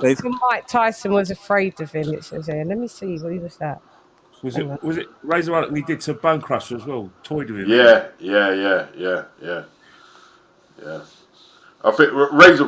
I think Bone Crusher. I remember that. I've got it on tape. Bone Crusher decked him, but he got back up. Yeah. He gave him a beating, man. Gave him an absolute beating. Because you know Razor Ruddock. You know, remember the jab come left hook where he's a jab, but he used to turn the smash punch. Yeah, smash punch. But it was like it's a jab stance. But I can't believe you don't know who it is. It's gonna annoy me. And it turns into a left hook. No, not Chris Bird. No, not Chris Bird. This guy was an annihilator. Chris Bird was a cruiserweight come up and done. Yeah, we know Chris Bird. Epic. I love. Yeah, I'm talking about this guy. Mike Tyson was like, that was one guy that I wasn't going to fight. For Mike Tyson to say that, matter. Don't know, man. Can't think of it, Jen. Can't think of it. Mate. You know, boxing ability. In that era, I thought, after Mike Tyson, really pissed me off because I thought in terms of like the ability, he should have cleaned out the division, mate. But for some reason, he ate his meals were just too big. As I said, he ate himself out of the heavyweight division. Yeah, he put a fridge in his bedroom, innit? Yeah, Yeah. Because I remember Eddie Futch left him. He just ate his way out of his, you know what I mean, out of his career, man. This guy he was brown skinish. He was like brown, like caramelly, good looking. The one I'm talking about, starching people in one round or then demolishing them, mashing them up. I can't believe I forgot his name. Mike Tyson said, "Nah, sorry." Damn, man, I'm lost. I'm lost. You lot, man. Come on, man. I can't think of it. Brain freeze, man. Brain freeze. Oh, for fuck. Look, the only C I know is Cole the Truth Williams, and we know what Watford really fought Mike Tyson. No, I'm looking through Cole the chat. Truth. They've got David Stewart, Chris Bird, Robin Givens. No, not Robin Givens.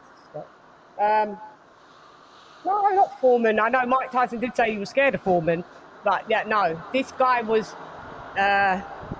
in his like kind of error. Kind of, I know, error. And he was just, but this guy, what happened with this guy? He was like the next. He was going to be the next geezer that was just going to destroy everyone. And something really bad happened to him and cut his whole career. That's like Iabuchi. No, like Iabuchi went to prison. Yeah, but stop saying that. I know who he is. It's not him. Okay, fam. okay. Sorry. No, it's this geezer is American. Iabuchi is but he's Ghanaian. I know who Ike is. This guy, Ike's not light skin, AJ. Sorry, just sounded like him. That's all. Just sounded like him. This guy had a medical thing that happened to him. Okay. Damn, man. What? Nobody can think of it. Look, I'm checking. You play it. Don't play. Mute yourself, Ken. No, I mute myself. That was me. Sorry. Yeah, the Rummy's corner before Rummy come and get me. It was no one even in the chat. Y'all must have forgot, like me. It's not Shannon Biggs. Stop. No, before Shannon Briggs. Well, yeah. I'm talking about when Mike Tyson would be in his prime, dem day. Back in the 80s? Or Cooper, not Bert Cooper. No, not Bert Cooper. 90s, AJ, more 90s okay, 90s okay. I'm sure. So I'm in the 90s. I've got I can't believe it. Y'all must have forgot. Jan forgot. Everyone forgot. We checking. Gosh. All I'm getting is he was Nigerian. Thomas. Yeah, sorry. I thought he was Ghanaian. Yeah, he was Nigerian, wasn't he? Larry Donald? No, not Larry Donald. I'm sure he's... Is there a guy called Donnell Nicholson? No. Mike Tyson didn't fight him. Brian Nielsen? No, not Shannon Briggs. No, because Mike Tyson didn't fight him. Mike Tyson didn't fight him. This guy was like a new guy that was coming in, making waves, like how Mike Tyson came in and made waves. Then this guy came in and he was fucking people up. I can't record it, man. I can't record it. Mate, I'll do it after the show because otherwise I won't be able to rest ever again. Like, I won't even sleep because I know he's this. And if I say it, he'll just say, "Oh, I know that," you know. And my mind is peaked now, man. I'm wondering who this is. Chris Bird? Yeah, Chris Bird? No. No, not Chris Bird. No, not Chris Bird. This guy was. Let me just make sure. Yeah, he was. Because sometimes when nobody else knows something, and I think I'll start to second guess myself, which I shouldn't, because I do recall Mike Tyson said, "I don't even want to fight this guy." No, so I'm just making sure that this was a heavyweight. He was a heavyweight. Mike Tyson said, "Not I," said the fly. No, that's an hard one. Yeah, we'll get it. Don't worry, I'll get it, and then we'll chop it up on another thingamajig. We'll throw him back in there. And it was quite a shame. We haven't even talked about the London Derby. Yeah, let me do the super chat.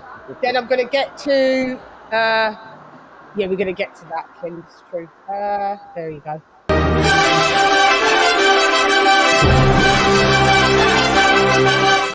Shouts out to Mother Kingdom.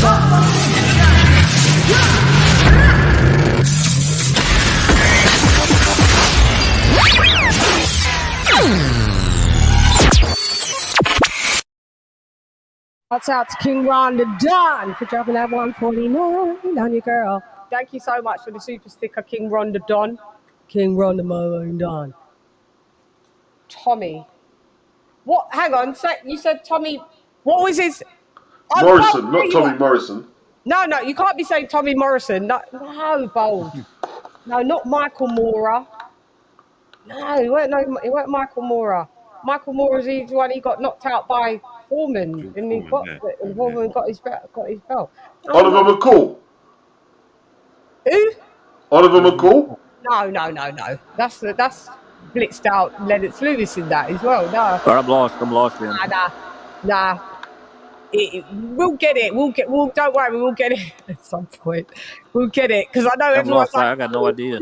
Like, seems like the more and more we try, we're just getting further and further away from it. Yeah, you go further and further away. Yeah. No, it's not there. It's not more. Yeah, we get it. Anyway, so I think maybe Arlet's gone. I don't know because Arlet did call him, but Arlet, sorry, I had to feel we was in the midst of China.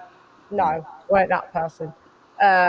In the midst of, if you want to call in, anyone wants to call in, you can, but I wasn't taking calls then because we was in the midst of chopping up, and I don't like it just being intervened when someone calls and then we drop what we're doing on the panel and take calls. So I have to, sorry about that. Sorry. Remember that song, Beats? And you can say, baby, you know, in the dance hall. Yeah. Version came out. Yeah. Who was that? That's not Sanchez, is it? Yeah, I think it was Sanchez. Yeah, it was Sanchez. He was the crooner. Yeah. Yeah, he was the living crooner. Yeah, he's the crooner. Yeah, I used to love Sanchez and that. My mum used to love Sanchez as well. My mum was like, no, Sanchez! God! Don't open the door for nobody. What song did he do with Mr. Vegas? I can't remember. Was it Sanchez and Mr. Vegas? Did he do? Big song. No, he didn't do Everyone Falls. Yeah. That was who was that? Yeah. I don't know, but that was that wasn't Sanchez. That was old time. Hang on, Sanchez was before all of that. Hang on, let me just put you on the thingamajig. Please turn down your whatever you got playing in the background, because I can hear bare background. Not me. No, Arlet. Oh. Yeah, now you've just turned it down. I just heard. Yeah, now you've turned it down. So no, it was your telly, Arlet. Okay. Oh, okay. All right, go ahead. Arlet's in the booth.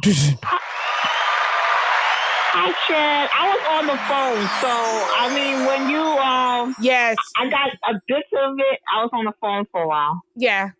I just didn't want to take the call at that time because we was kind of in the midst of doing something visually. Yeah. But go ahead before because we're still on that topic just by the hair of our chinny chin. With the elite. Yeah, with the elite. Yeah, that's what it is. I mean, the thing with the elite thing is that I don't think anyone proved they're elite. To me, the only one that really proved himself to be elite is AJ. And I know because at least he tried to fight the best. I can't take Fury seriously, even though he's elite level talent. I think he's a talent, but he's not, he hasn't really he hasn't wowed me. So is he elite? And Wilder. So how do you know? How do you know if he's elite talent if he hasn't fought no one? I don't know. Yeah, you're right. Yeah. I mean, you know what? It's like I don't know, but I mean, I don't think he's as good as what a lot of people think he is. I know that for sure.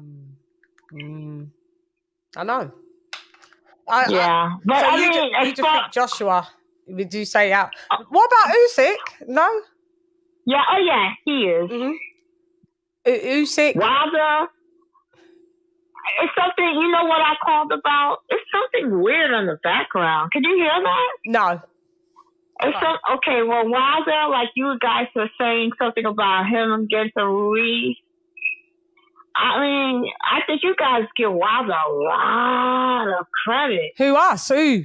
Oh, did we? I mean, as far as like, know for sure. I'm not saying that Wilder will lose against Ruiz, but it depends what shows up that night for Wilder too. Because Wilder, to me, his punch resistance gets worse every Fury fight he's in. And he got to remember, he's 38 years old. I don't even know, like, what type of shape 37. As far as, like, if he could take a punch. We don't even know, and we're already just saying, like, oh, it's like a foregone conclusion. I don't really think it's going to, like, going to be as simple as you guys may think it is. I mean, that's just my opinion. I mean, Wilder is the favorite, but I give Ruiz a big chance of winning, too. Yeah, how? I don't know. I'm just saying, I'm going by as far as I don't know what type of Wilder's going to be. To me, he looked like, that last Fury fight, he just looks, I don't think his punch resistance seems like really trash. And you have to remember, that took a lot out of him. We don't know, he hasn't fought really in 2 years. You can't say that 1 minute fight or 1 round fight. You can't say, that's like BS. If it was anybody else, you guys wouldn't even be saying that. It's like, come on. And at least, you want to say that. You can say, yeah, he got dropped by Chris Arreola, but Wilder got dropped by other people too. And you have to Ortiz or Ruiz Ortiz. Didn't Ruiz drop him a few times? Who? Andy Ruiz dropped Ortiz a few times when they fought. Yeah, he dropped him twice. Yeah, so, I mean, it's not to say that he doesn't have some sort of, I'm just saying, it depends who shows up, what type of condition both of these guys shows up for the fight. Because there's a lot of times we think it is a heavyweight decision. Anything can happen. Yeah, that's true. Yeah, well, we shall see. We shall see. I want to see how that fight pans out. That's all I wanted to. Thanks, Arlette. Love you. Mwah. Okay, love you too. Thanks a lot, girl. Thank you. Okay, bye. Arlette is your producer. Shouts to Arlette. Okay, so Ken, what was who was you talking about? The what derby? Because I was looking at. Well, yeah, you know one of Fury's a joke. So. Yeah, I think we've got here, but we haven't talked about the Joshua versus White fight because it was a willy won't he thing. There's a spare date on the 12th of August this year. I think the O2's been booked. It's the third fight because there was a fight in the amateurs, but I was at the O2 for the first fight when Dillian White caught him in the second round with a good left hook. Didn't follow it up. And Joshua, from the fourth round, took like boxed well. I think fourth round got in the fight. In the seventh, Dillian White had a bit of a Larry Holmes moment where he got caught in the ropes. Got his arm stuck, got hit with a couple of punches, got hit with the uppercut, and Joshua went on to great things. Dillian White was chasing after him, and then we know what happened with White when he fought Tyson Fury. So, this is Dillian White's last chance to learn. Last chance of what? Because there's no belts on the line. I don't know. The thing Dillian White still thinks he's got a lot of off the division. I think if he beats Anthony Joshua's still a big name. He's a massive name. You know what he said? If he beats Anthony Joshua, he wants to take Joshua's place in fighting Wilder and Saudis. The Saudis don't want you, Dill. First things first. Fight Joshua. Yeah, he's looking like that. Dillian, sometimes when I hear Dillian White, it sounds a bit dire. Well, the thing is, he says he's another man's fight. It's not your gig. It's not your gig. that fight, would we like to see Dillian White against Deontay Wilder? Maybe 5 fights ago. Now we wouldn't care about that fight. Yeah. That fight, even with Joshua with 3 losses, Wilder with 2, that's still like the biggest fight in boxing. Look, it ain't the biggest fight in boxing, Wilder versus Dillian White. No, of That course it's just not, be of course knocked not. out with an uppercut. We don't Of course care. not. Of course not. Yeah. But you know, So he he needs to watch what he's doing, because what I'm seeing him keep talking about now, even though he's accepted this fight, he's moaning again, talking about, oh, there's things in the contract that he don't like. I don't know then, Dill.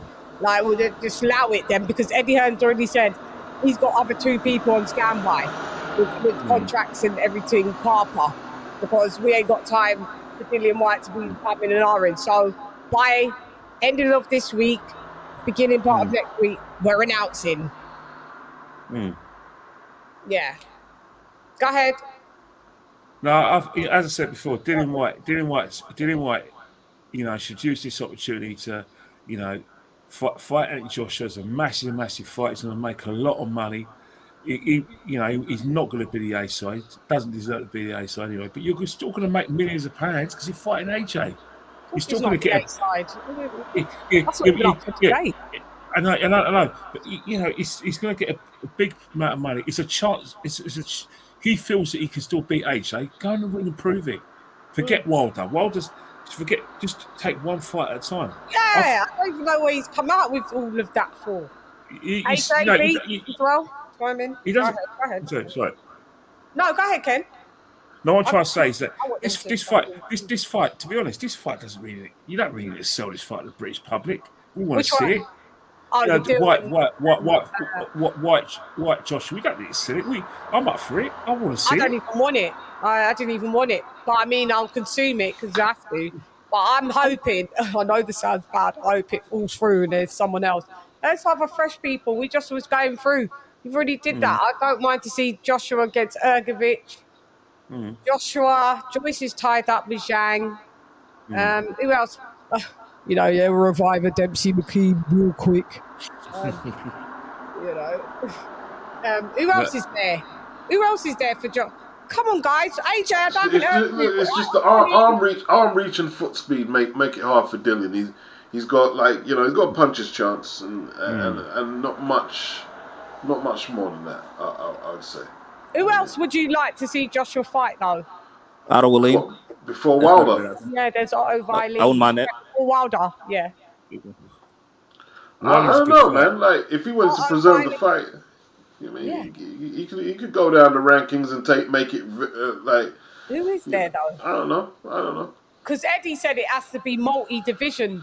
I mean, sorry, a top 15. I'm just looking forward to the Wilder fight. Man. It has to be top 15, but they have to be multiple places in. I tell you what, someone's asked Kenny if he'd pay pay-per-view to watch Joshua White. I'm not paying pay-per-view for it. Is that Joshua White? No. That's one of his favourite fighters. Yeah. I'll pay for that. I'll pay for. I've got no problem paying for that. I watched the first fight. Yeah, so I watched the first fight. There's two fighters that I've never had a problem paying pay-per-view fight. To be honest, I'll pay for any fight that's in pay-per-view. I'll watch it. If I could pay for Tyson Fury and Derek Chisora, then I've got no problem paying for that. I know, I couldn't believe you paid for that. I tried to justify myself paying for Fury versus Chisora. I succumbed. The thing about it is, if I was in the area, the thing about it is that if I was in the area and someone offered me a ticket I thought, the thing about me, I like a night in the boxing. I like World Championship boxing, so I'm a sucker for that. But I'm not normal. If it's your favourite fighter, right, you're going to buy a ticket. But at the end of the day, right, I like what Beats is saying. Anthony Joshua is my favourite fighter, favourite heavyweight, should I say. And I'm not buying no Bud Clark, Dillian White. But the thing about the AJ thing, you think about AJ, as I said before, I don't know if you guys agree with me. Going to an AJ fight, it seems like it's boxing's version of going to the night of the proms. Because when I went to AJ's fight, when I went to an AJ's fight to the O2, I went to the AJ fight against Klitschko, I went to the AJ fight against Usyk, all three different fights, and that from from the first fight with White in 2015 all the way like forward to the Usyk fight in 2021 September. The amount of interest Anthony Joshua has built over the years, it's just amazing. And I still think that when Anthony Joshua fights, for some reason, like it's like a night of proms. And I think that's one of the reasons why, despite the fact that we're thinking, no, we're not going to do it. There's thousands, millions of people in this country who will do it. There's Anthony Joshua. For some reason, Anthony Joshua is one of the most remarkable sportsmen I've ever seen in 20 years in this country. And I'll tell you what, you see, I'm saying that now. By the time it gets to, near to the fight, I'm going to pay for it. I know I'll pay for it. I'll pay for it. Review for us then? Probably, yeah, probably. Yeah. We're going to pay for it, Beats. We are. Yeah, I'll pay for it. When it gets closer, yeah, we are. It won't be much, right? It won't be a lot, right? Be about 25 quid. Nah, they can't charge 20 quid. There's a 20 quid pay-per-view, man. 19.99 because he's not. Yeah, 19.99. Yeah, no belts on the line or nothing. Undercard's going to be. I think you'll get an incentive, though. I think what it would do is that Eddie will, the same sort of incentive Eddie Alden gave people for the his fight with Franklin. I think there's going to be an incentive to say, right, first time buyers of the zone, if they get it on through Sky, $9.99, you'll get that fight. And I think that's another way to get people on pay-per-view is by having one deal for people who already got the zone, or offering another deal for people to get people to zone, so you could do it that way. But either way, it's making money, making loads of money, because it's Anthony Joshua. Did anyone? You're going to it? You go to it, wouldn't you, Kenny Ken? If I can find. Would you go and attend to it, Beats? Would you go in person though? Yeah, I probably would. Yeah, I probably would. What are you doing? So you'd go and buy a ticket, and what would you do? Would you pay a lot? Would you be a nosebleeder? Would you be? Boy, it depends really. I'm not gonna. I don't think I'm gonna go into like. It depends what range it is. Like, you know what I mean? To watch a boxing match, I'm probably not. There's no titles on the line, especially. So I'd have to see what range it was first, because should be like I ain't one just to trick out money like that. Yeah, it'll probably start at about £30 for the nosebleeds, and then. No, I'm not gonna buy the 30 quid. I mean, I'm gonna buy the 30 or 50. Yeah, you'll buy that? You get a bit more at the mill. Yeah. 250, I'd go the highest.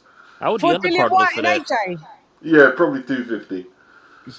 If I was gonna go live. Dillian White and AJ, it's gonna be done in like fucking 5 rounds. How would the undercard look for that? See what the undercard's saying. If it's a good undercard, though. One thing about AJ, one thing I like about AJ, maybe he's changed. I don't know. One of the reasons why he's got a lot of respect in boxing is that he always produces good undercards, and he has proved to be willing to share some of the spoils with the fighters on the undercard. Now, obviously, the undercards have been dodged. They have been dodged. Some have been dodged, but come on! I went to Dillian White Tyson Fury fight, and there was only one good fight on there, and it wasn't the main event. Yeah. Because some fights we only care about. Was that the Nick Ball fight? Yeah. I know Nick Ball fight. That was a good fight. I like Nick Ball. Yeah. He's a pocket rocket, Scouse pocket rocket. Tough little. Was he featherweight, right? 126. Featherweight, featherweight. Yeah. Okay, so we all think that Anthony Joshua should come through that. Is that because I keep hearing people and saying, even Eddie Allen, well, it's a risky fight. Is it? Is it? Well, they're all risky. Because it's heavyweight boxing. Is it that risky? Was he saying that in 2015 when they thought it's a risky fight? No, he was confident of winning. AJ, I was confident with him, but Dillian White. It's a different AJ. Is it risky now? No. You know what? The problem is that there's a school of thought within the British boxing circles.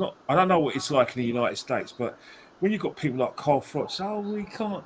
He's changed since he fought Usyk. He thinks more about it. He doesn't go on the attack. He's not on the front foot. But at the end of the day, it's a boxing match as well. We all want our heavyweights not to sound bells with each other, but we also want our heavyweights to win. So you know you have to build your attack. You can't just go swinging, especially when you have it division. You've got to build your attack. You know, get in range so you can get your punches off. You don't start going swinging and say, "I'm gonna have a fight." Dillian Whyte wants AJ to go around doing that because that helps Dillian Whyte. But if AJ boxes correctly, frustrates Whyte, and then sees his opening and gets in there, then your 5 rounds is happening, LadyChann. It's happening. If he's going to do this and do that, then he's in danger because Dillian Whyte's a dangerous customer. He wants that. He wants to tear up. Bro, it's fatality, fam. Fatality.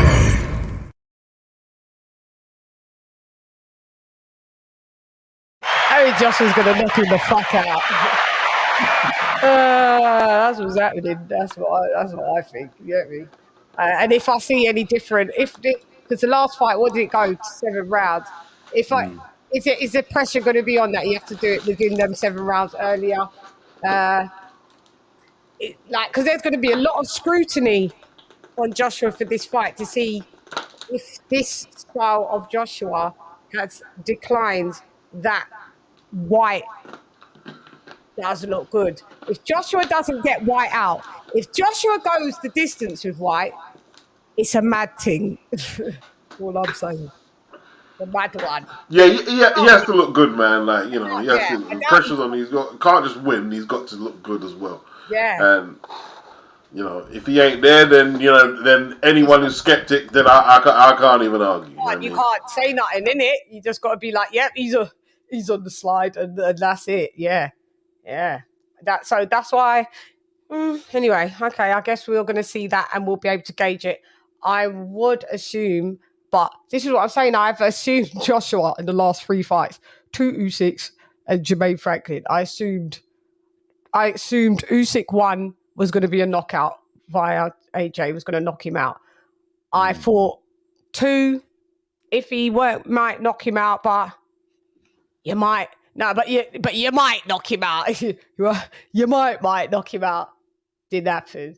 Jermaine Franklin, I thought AJ was going to knock him out. You didn't knock him out. I know Franklin's never been knocked out, so you can put that into perspective. But, you know, I thought maybe a canvas touch or something. Maybe. I know he hasn't been dropped or stopped, but I thought maybe you could touch the canvas and maybe get up. I didn't see that, so I've gone against myself 3 times. So, me saying this 4th time, he should do. Should I say it and say he should not do the Whyte out? He should, because you did it before. But if you don't do it this time, for real, you're in the slides. Yeah, you are. Sorry, you are. You're in the slides. So, yeah, you got to test your might. Test your might. Test your luck. Got to all right. Say he wins in 7. He wins in the 8th round, and it's intended to turn him fight, but he touches the canvas. Who touches the canvas? No, hypothetically, it's an entertaining fight. Which one of them? Yeah, but which one of them? No. He touches the canvas, but he gets up. And AJ touched the canvas, but he gets up and wins and knocks him out. How would you rate? How would you rate that performance? No bueno. If Dillian Whyte puts AJ on his arse, that's a decline. No, I disagree with that. It depends, really, because look, it's a heavyweight division. Anyone can touch the ground, man. Like, do you get back up, and how do you? It's all about how you respond to getting knocked down. Yeah, you can win the fight, but for me, I'm just saying, for me personally, it's a decline. Yeah, it's a decline. I've got to go on past performance. It is anyone going forward fresh. If Ergovic put AJ on his ass, I wouldn't say AJ's declined if AJ got up and then bust him up and won. But if Dillian Whyte puts you, because in that last fight, Dillian Whyte, there was a little rock that AJ got. They make a big fucking thing out of it. They act like AJ was all on Queer Street struggling, but he got a little rock still, and he didn't go down. So if I see, it was a good left hook, man. It was a good catch and shoot.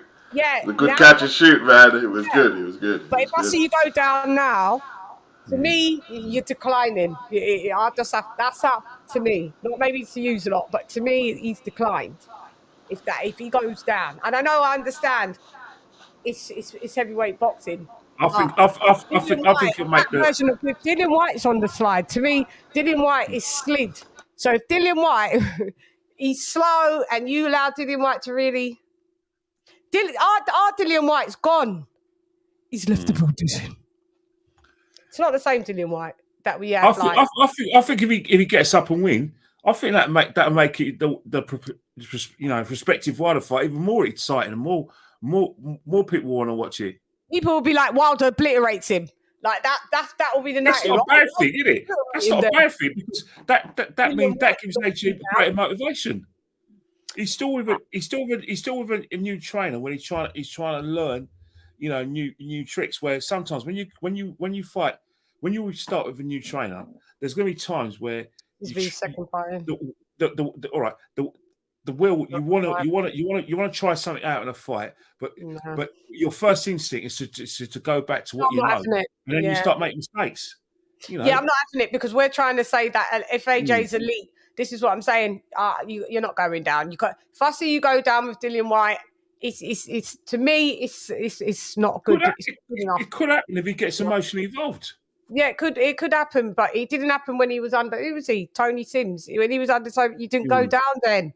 So you can't be going down now. Dillian White's 35. You're 33. I don't know, man. Like, all the great heavyweights have got decked by fights they shouldn't have got decked by.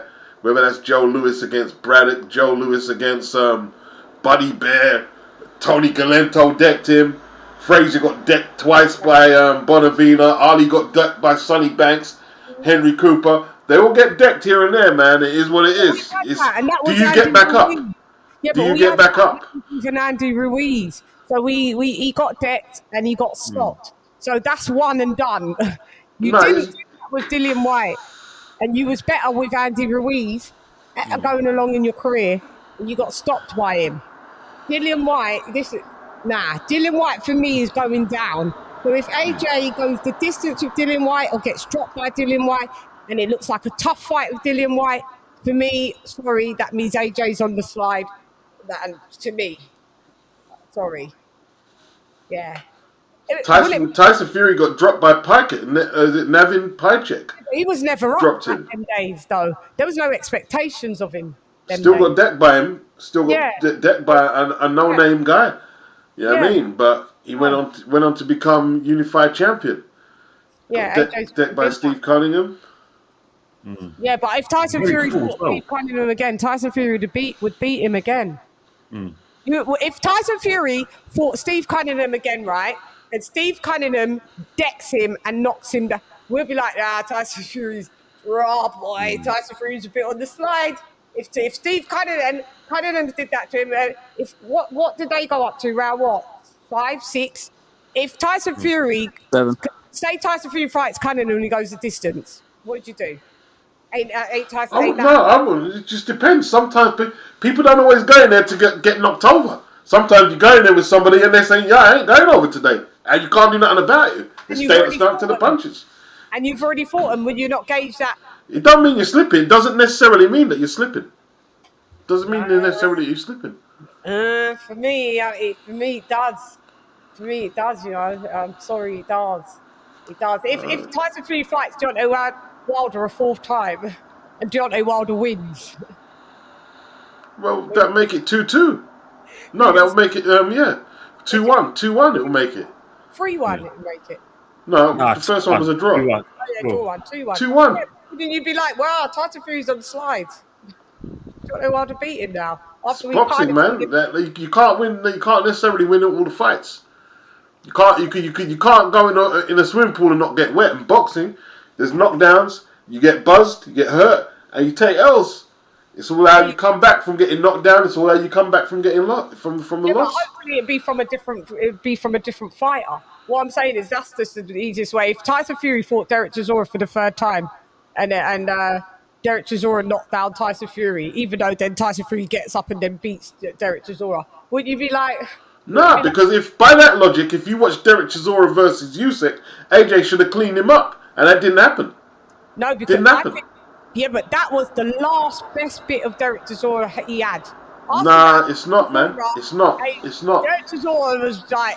Nah, it's not. He beat Pulev, man. But the Pulev win was a good win. That was split decision and really and truly. It's a good win. It's a good win. They're not there. There's no easy wins out there, Chan. There ain't no easy wins out there. Yeah, but enough people said really Pulev. There's argument that Pulev did win that fight. You know, we were with Derek. I gave it to Derek, but if Pulev would have got the victory, I would have won. Robbery! No, I wouldn't have. I would have been like, yeah, I could kind of see that. Pulev did. Who did Jack Dempsey got knocked out by Fireman Flynn? I don't know. One round. Fireman Flynn took him out. Jack Dempsey. Banged him out. Yeah, for me, I'd still have to gauge it like that, Beats. I'd still have to gauge. If Anthony Joshua pulls a Jermaine Franklin performance, it's not good enough. Whether it's not good enough, and you got to tell the Lennox Lewis versus that Croatian Mavrovic. No one heard of him. He nearly beat the shit out of Lennox, man.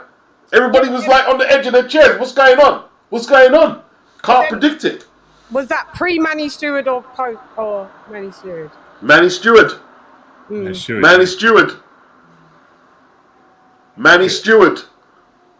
Was that one of his early fights with Manny Stewart? Yeah. He just come over. Yeah, see, that's what I'm trying to say. Is that if you go with a new trainer, you know, because you know, all right. I know. There's a university we think he's dreadful. You know, Lawrence Collier, but he's gone with Tyson Fury's trainer, and in his 2 fights, look how that went. He fought against David. You know, was it David Mark? You know, the New Zealander. That was a shit show, but he won. And then he fought a mate of his, thought he could just go around and overpower him, and he got taken out by Chris Billing-Smith. Embarrassed. Yeah. So sometimes a new trainer isn't always the answer. But one thing I have seen with fighters who go with new trainers is that they're not always quick learners. No, they're not. But I have to agree with Aplo. White is a shot fighter at this point. He had his chance at AJ as a pro, got knocked out. I feel that White is a shot fighter myself.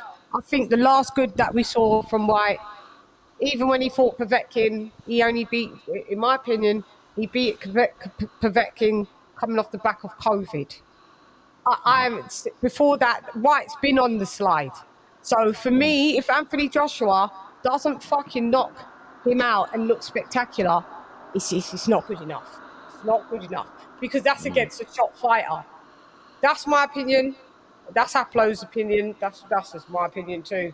That's how I gauge it. If Anthony Joshua's leveling under the tutelage of Derek James, and if he's got this all worked out in his head, because you know I've dived in and I've watched Anthony Joshua do his training on Instagram, and you know, and he puts up the nice posts and that, you know, and he does the clips, and you're like, hey, he said some nice statements about, you know, like he's overcome some stuff in mind, and then he walks in and he just doesn't deliver like how he used to.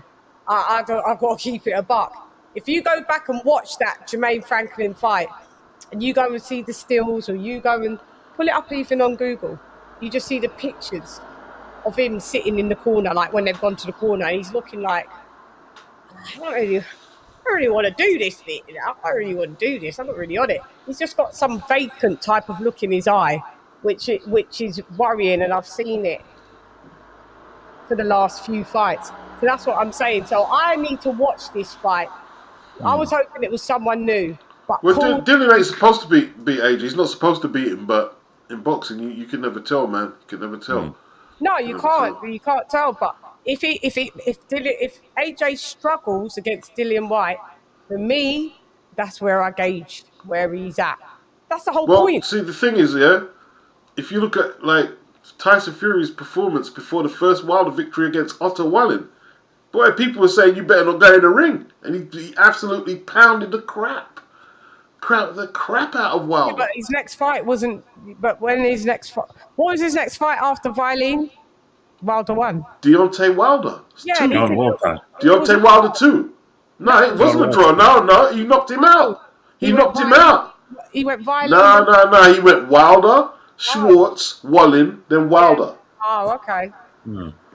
Knocked him out. I think because maybe he found out. And I told everybody, because everyone was saying that, oh, look at that, you struggled against Wilder and your Wilder's going to... I said, nope, he needed that. He needed that. Look at, he's had how many fights since 2015? He needed that fight then. He needed that. But that's when he swapped trainers and got Sugar Hill as well. A lot of these fighters, and then they're not getting the rounds. They're not getting them tough rounds. Wilder didn't, Wilder blew out Ortiz. Well, he struggled a bit, but, and he blew out Dominic Brazil quick. That's what Fury needed that fight. He needed that fight. You can't listen, unless there's some struggle, you're not going to become good, man. If you're winning fights easy, it don't mean you're just going to keep beating everybody. It don't. You got to sharpen up. You need someone to test you. Yeah. So you know where to improve. You know where to improve. Yeah, no, true. He said he worked out Wilder by round 12, and he won't get me the rematch to beat him. So I guess so.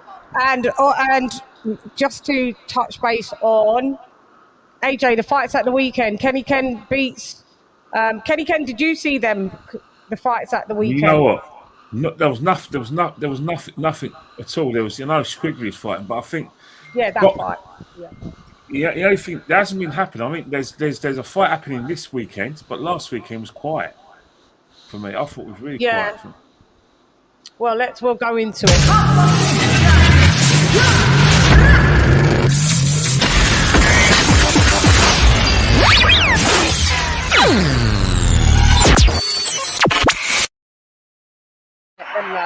Before we start, Shan, let me just tell you this, right?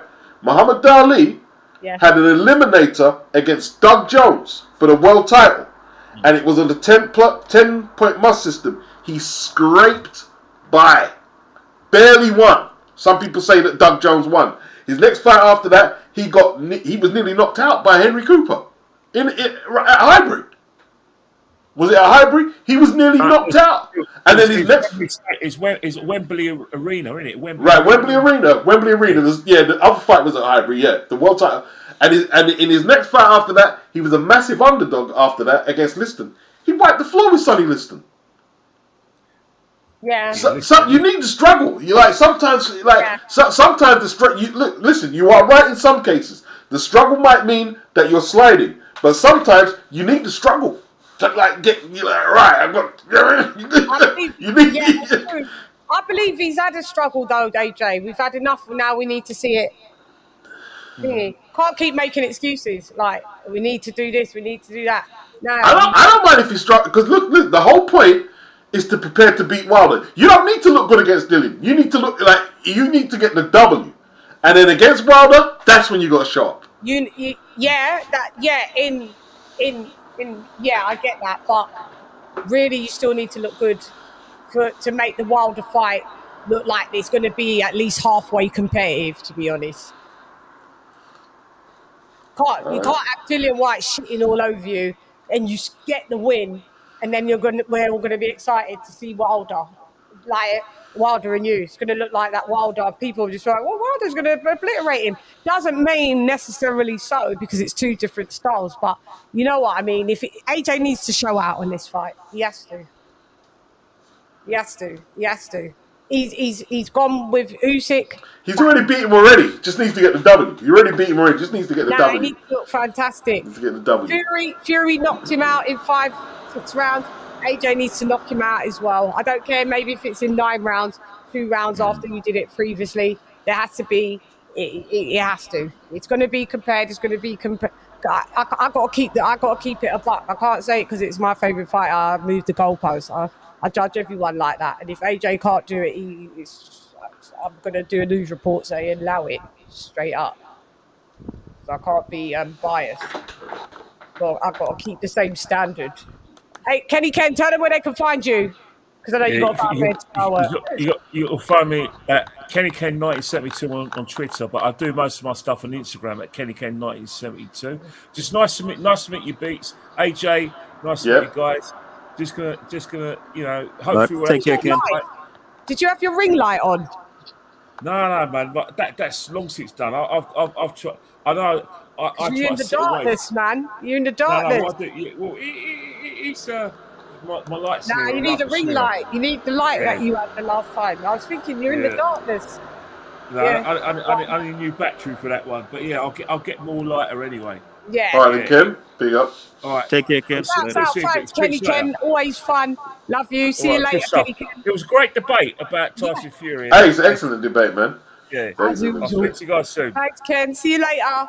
See ya. Kenny Ken is left the Bluetooth. Okay, so we are going to talk about the fight. Go ahead, AJ. You kick off. Let's see what happened this weekend. We had the Edgar Berlanga, right?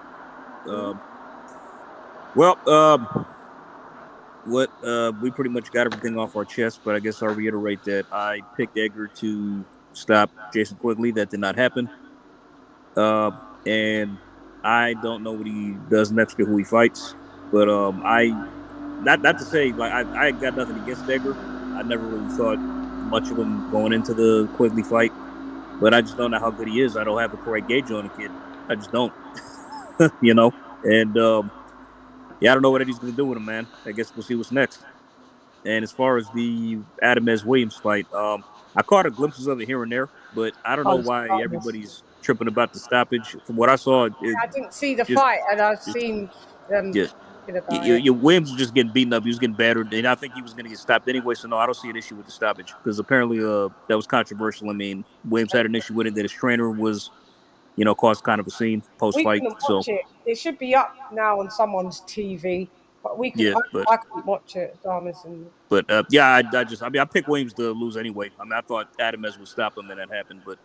Kind of sad because Jay Wright's always been he's been decent. I've always kind of I thought he was decent, but I just Adamez I picked pretty easy pick to make. But man, Adamez moves forward. Hopefully he can get that shot against Jamal, but I don't see it happening. Go ahead, Beats. Let's talk about Quigley and Berlanga. All right, look, boxing these days, the fighters are very inactive. Right, there's nowhere to escape, so guys like Edgar can develop. So every fight is a big fight. Quigley had a full training camp. Like in previous years, a lot of these guys taking fights against prospects and contenders, they weren't getting full training camps. They called you up on short notice. You go in there. Andy Lee didn't bring that kid from Ireland just to roll over. He was prepared. He had him studied, and he fought an excellent technical fight. He was timing Berlanga very well.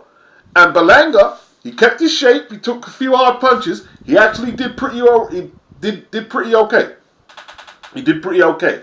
Now, the thing that really helped him is that he's a lot naturally bigger than Quigley. That helped him a lot, And it was a decent fight. So I'd like to see him go on and perhaps take on some big names, Berlanga. And as for Julian Williams, they said it was controversial. I saw a highlight reel of the thing, like. I saw at least 15 minutes of the fight. And he was taking a lot of big punches. It was a good competitive fight. But to me, he was getting whacked to the body hard, took a lot of headshots, and then the accumulation, you could say the referee could have let it carry on, but Julian was taking a beating, man. He was taking a beating. And he threw one punch back, like when the referee stopped it. But he was taking a beating, man. So it wasn't as bad as a lot of people were saying, it was robbery, the fix was in. I don't agree with that one bit. And I like Julian Williams. But, he was taking a lot of punches. Good fight, though. Good fight. They were both good fights. Okay, so for me, I've never been on Berlanga since the last good 3. He was knocking over tin cans. With them 16 consecutive stoppages, run-around stoppages, steps up, puts on the ground, does get the win. This is what I'm saying, Beat. So who was the geezer that put him on the ground, AJ? Coceres. Yeah, Coceres. Billy Joe Saunders knocked him out. No, yeah. Coceres put him on that. Stop that spree. That. No. First it was DeMond Nicholson who stopped it. No, who's the one that put him in his ass? Coceres. That was after Yeah. DeMond Nicholson. He went the distance with DeMond Yeah. Nicholson. Yeah. Yeah, that's it. Yeah, he stopped. He got put in his arse, and then he stopped Coceres, and then fought Nicholson, and that stopped the. But I mean, him getting put on his arse stopped the 1 round knockouts. Yeah. I think So- it was I gotta look, but I think it was Nicholson first because I remember watching it. It was he dropped Nicholson like 4 times in that fight, and he came close to stopping him, but he went the distance regardless. Then after that, he fought Coceres. Coceres dropped him, but then Coceres actually went the distance. And then he's been then he went the distance with Rose and Marangulo, and so the last 5 times he's went the distance in his last 5 fights. So what I'm saying is, from then I knew it was hype job. So I did predict that he was going to beat Quigley. You have to bear in mind though, Beats Quigley. I mean, like look what Andrade did to him. Andrade has an unusual. Like, I know a lot of people like rubbishing him, but Andrade has an unusual skill set, and when it comes to stalemate fights, that can easily happen. That can easily happen. He's awkward. You know what I mean? There's no one at 168 who's got them southpaw skills that Andrade has. They might be stronger, they might be tougher, more durable, but not. Look, there's not many guys. He's not going to run into many Andrades at 168. If he runs into Munguia next, he's no Andrade. If he fights Benavides, he's no Andrade. Right? David Morrell, he's got some skills, but he's no Andrade. So these fights are. I'm not saying he necessarily wins them. He needs to be more. If he's more active, he can be competitive in all of them, though. Jaime Munguia beats him, and Jaime Munguia's trash as well. He's getting on my nerves. Listen. Eddie needs to get a refund. The refund is in the booty. No, I'm not sure if Munguia beats him. I think it's a close fight. Top Rank knew to get rid of him. Top Rank was like, "All right, we put you up now. Now that we see the hype is over, we let you out." That was after he bit Angulo. Like after that, he's like, "All right." Like they was like, "You gotta go. We don't mind you. We're not rebidding for you. Nothing. Let Eddie have you for real. For me." I could eat my words. I'll come back in if I have to eat crow. But Eddie Hearn said, you know, he believes that he could be like a title holder. I don't. Well, we don't believe you. You need more people. Yeah, we don't believe you. You do need more people. Yeah, I know about that. Sorry, I'm sorry. I just can't see it. That fight, I had a lot of hopes, thinking, yeah, he should just. Eddie's got Quigley because Quigley's going to be food because of the Andrade. But like what Beat said, it's true. You should have taken it. Came to fight, man. Quigley came to fight, man. Always knew Quigley was coming to fight. You got Andy Lee, ex-champ too. I like Andy Lee, so I knew it wasn't coming in to like lay down. And Andy Lee taught him how to survive. I tell him that he knew how to survive because he took some big shots. He went down. We know he went down 4 times. We did, and I wanted him. I wanted him to go the distance to prove my theory right that Belonga ain't who he is. We don't believe. Well, we don't believe you. You need more people. No, you don't even need more people. You just don't. Well, I knew that based on the Steve Rose and Angulo fights. Those guys were in their late 30s when he fought them. So, Eddie, get your money back. Get your money back I don't know. Can you get your money back, Eddie? For me, Beats, I don't know. I don't think I'm being harsh. I've watched the last few fights. I see nada. I can't see nothing. Of course, Eddie's going to hype him up, though. Maybe. So say that, AJ. Of course, Eddie's going to hype him up and say, just that's his sing job. his praises. Yeah, it feels embarrassing. Like we said, Beats, the cast of his own debut, man. He needs to be active. He needs to be more active. That's what he needs to be more active. A lot of these kids need to be more active. But even a more active Belonga, him against Munguia. At least Munguia, he'd be fighting. He needs to fight one more time this year at least. So that man that should be fighting 2 more times this year. Like you should be able to say, I'm going back in the ring in September, and then I'm going back in the ring in December. Because he's coming off another year layoff. I mean, he fought last June. He fought If this is going to be your only fight, this is what I'm saying. You want to wear all of that bag of jewelry, cool. Let's see why you wear. Yeah, I don't see what all the bling's about, and he hasn't done anything. You're He ain't blinging done everywhere, and he nothing. ain't done Yeah, nothing really. this is what I'm I mean, saying. was he trying to be a rapper or a boxer? Yeah, Like, yeah. It makes you wonder. Yeah, I mean, what you in it for? Now it's really come to a head, and you realise that you can't play boxing.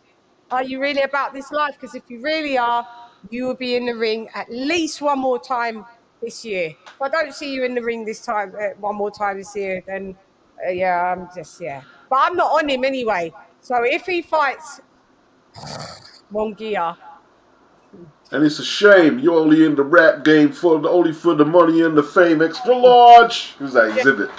Yep. Just for the rap. Yeah, like when I see him buying all the jewels and stuff, thinking, exhibit. Who was yeah. that? Exhibit. Paparazzi. Paparazzi. Yeah. Paparazzi. Yeah. Yeah.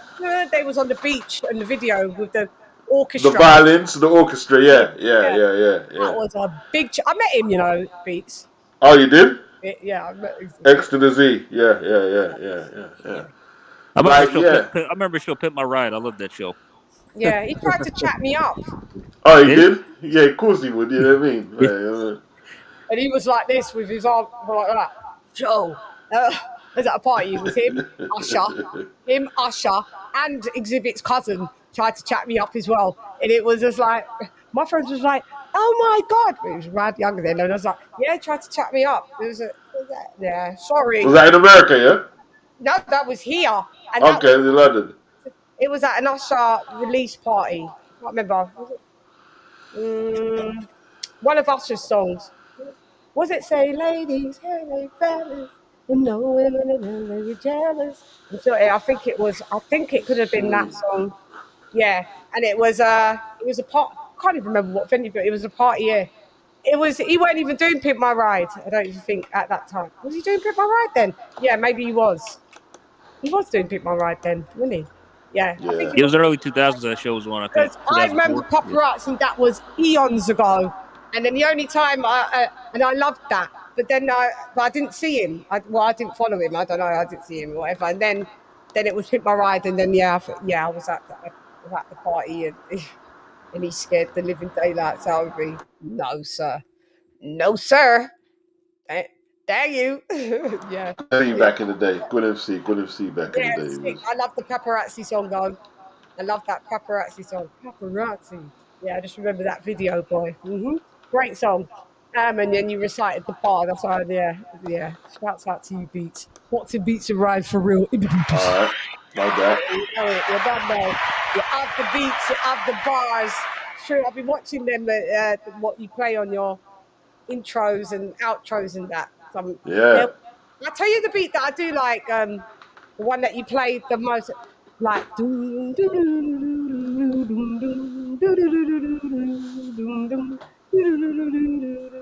one that you always play at the beginning of most of your things. It's kind of like, it's got kind of like a fluty. You don't even know your intros, Beats. What's going on? Yeah, I'm just trying to get what one the one that you use. Have I sung it that bad? Hang on, let me get it. Oh, what's in Beats? Let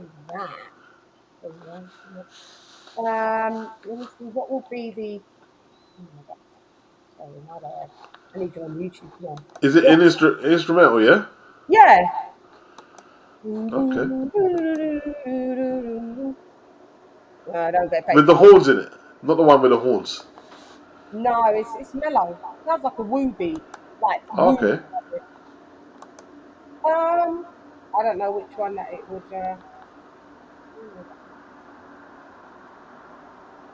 That's interesting. You got me curious to know which one you're talking about, huh? Is this old? Is this too old?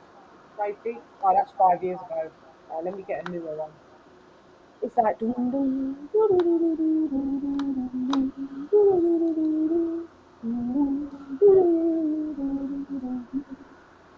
I use it? I wonder if I used it recently.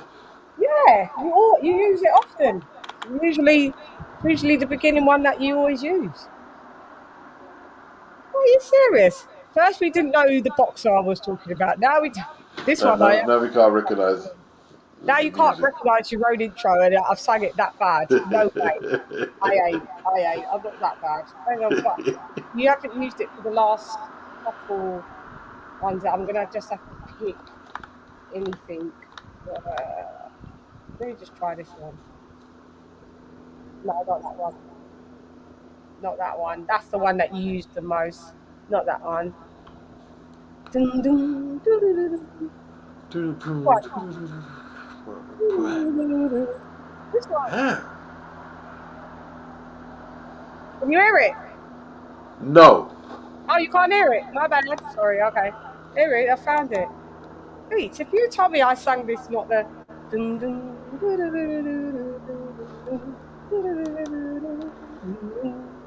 You found it, yeah? Yeah, I found it. I'm going to show it you. Here it is. What's the video called? Look. The video's called... The one with Fabio Wardley, 352. 352. Yeah. So earlier this year, Hang on. David. Alright. Oh, that one! Yeah. Oh, yeah.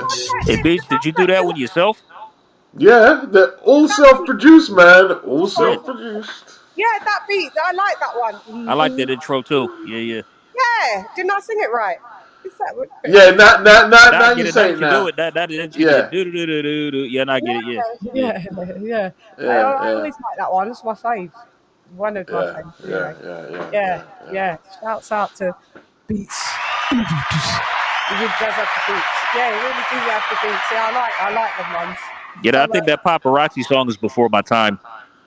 Yeah, that beat. 90s, man. That Puck was still alive. Puck thought that Exhibit was dissing him when he made that. Yeah, he did, didn't it? Yeah. Well. When was that? When did that song come out?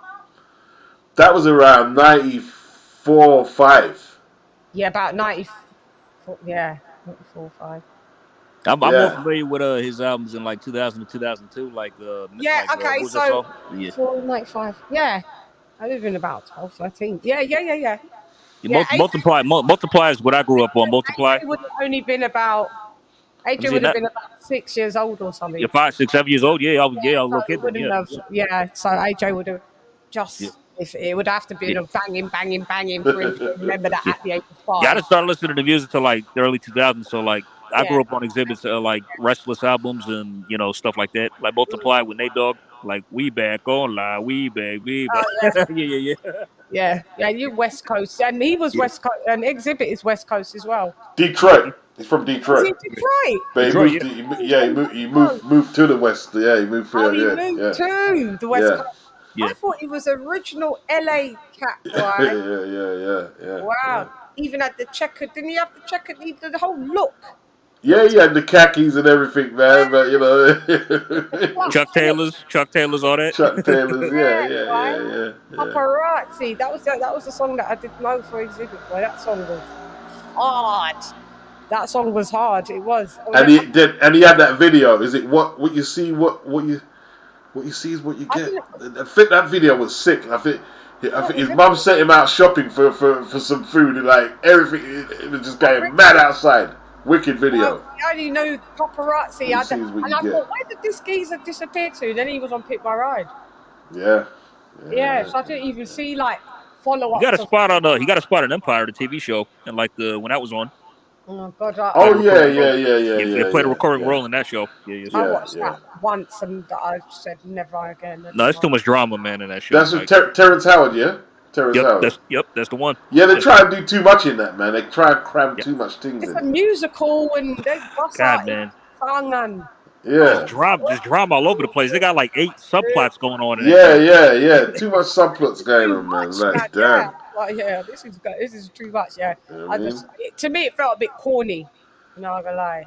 And they cancelled it now. Is that the end? That's still on. Oh yeah, they pulled the plug with Jesse Smollett. Yeah, as soon as he started having his issues. Oh, Jesse shut it down. Yeah. Yep. Yeah, more or less. Yeah, they can't. They pulled the plug not long after that. That's up everybody's bag. Jesse messed up the bag, bro.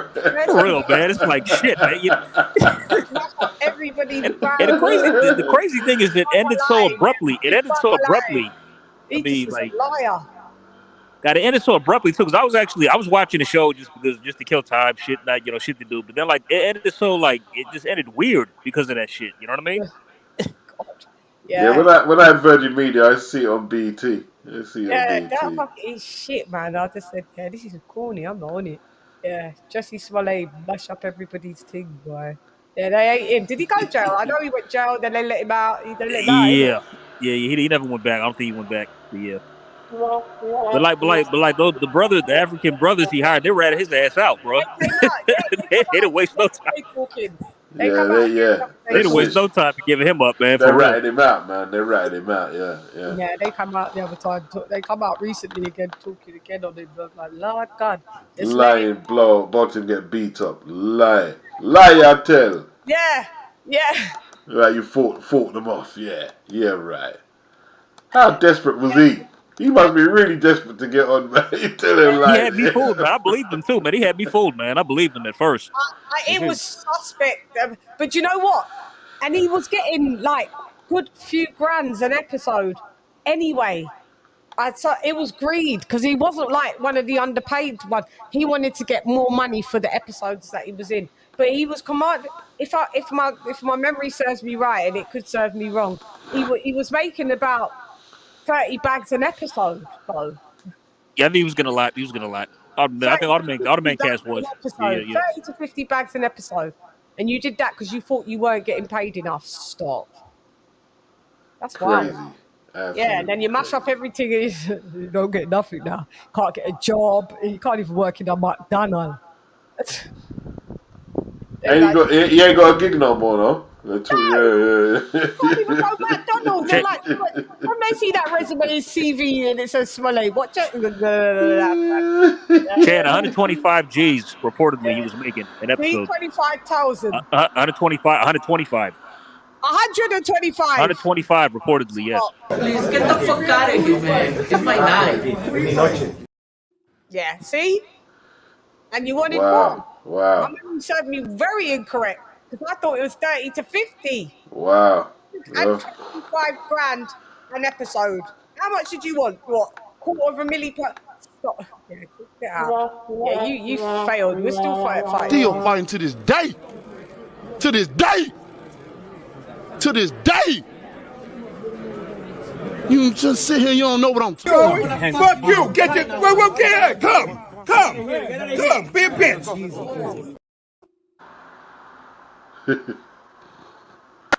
What you talking about, mister? What you talking about, Willis? What you talking about, Manny? What you talking about, Dad? What you talking about, Willis? That's a mazza. Stop it, Jesse Smollett. 100. So every episode, 2 episodes you was getting $250,000 every 2 episodes. Basically, you was probably a millionaire, like at least en route to being one. And then you had to pull that little lackluster thing that you paid the 2 Nigerians them like 3 bags each. What's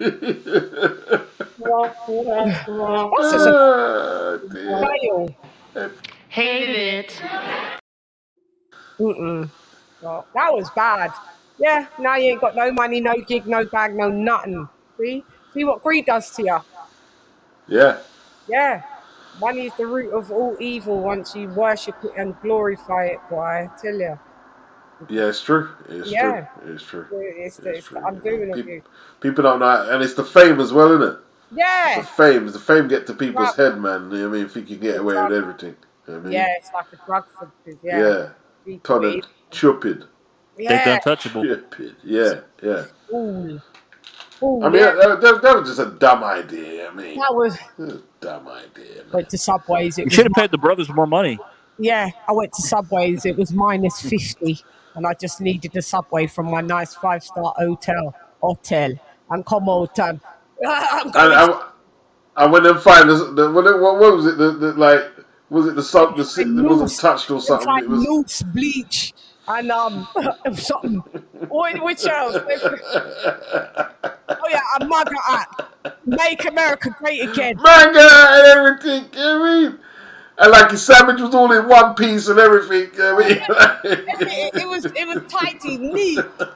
Yeah, from then I was like, oh no. No. everyone stayed in this hotel. Are you coming out in Chicago? Big Chirac at midnight, 1 o'clock a morning. You know that. You know that. Snow, it was minus 30 to leave your 5-star hotel that you could call nice room service to go to Subways. Stop, you fucking liar. Desperate. Yeah. Desperate. Yeah, that was wild. And then he went on his little tour and was going like he was, I am the gay Tupac. That was a liberty. It was an epic film. It was an epic film. It was an epic film, man. You even mixed up Tupac's name. You mixed up Tupac's name in this. For what? For what, Jesse? Yeah. For what? For Lightning. Like, why, man? Why? Huh? Why? Yeah, I don't know. Just like we said, because it's fame's a hell of a drug. He just fucking Like so what they're talking? Got Mungia versus Benavides next year. Oh yeah, that's what I have for record. Mungia. Yeah, back to boxing because we've already lighted up Jesse Smollett. All Mexican clash. It's all right, you know. Mungia Benavides. Oh yeah, and then also with Berlanga against Mungia, it's Mexican Puerto Rican. Yeah. Well, Oscar don't want to make that fight. He doesn't want to do business ready, so. Oscar makes me sick. Oh man. Yeah, he's a dumbass, man. He's just fucking up everything. He is. And does he not remember that he works his fighters have to come through the zone? Does he not realise this? So you're blazing a fire on Eddie Hearn, and how do you get it? It's not making sense. Of course, it's not making sense, man. He's fucking up things. He's turned into a big time troll. Eddie's gonna sell out John Ryder, man. Baby. He's a big baby, man. Do you think Eddie will sell out John Ryder? John Ryder needs time out before he fights anyone, man. He took a beating. He needs to recover properly, man. Yeah, took a good beating, man. Do you not think that John Ryder can? Okay, so who would be Berlanga's next feasible fight? That you think? It's gonna be. It can't be a bum, can it? I think Gabe Rosada, no, that's who Ring IQ said Gabe Rosada, but I'm not sure. I thought of that, right? And then I saw Fight Disciples. No, who said it? I saw Fight Disciples say it. I swear, I was like, in my head, I was thinking, who? Because I watched your commentary, or somebody posed like, who would he fight? And I thought maybe a Gabe Rosado. I know he's retired, but. He could be a good old little bit of money. He could be a good old gatekeeper for that fight. A lie? Yeah, it could be. Could be a risky one as well, because on the right day, Gabe, you know what I mean? Right day, Gabe could still give you that work. Yeah. I don't think he beats Gabe, if I'm being honest. Even here now. I don't. You don't think he beats Gabe? I don't. He should be able to, but you don't. He should be. You never know with Gabe, man. You never know. That's what I'm saying.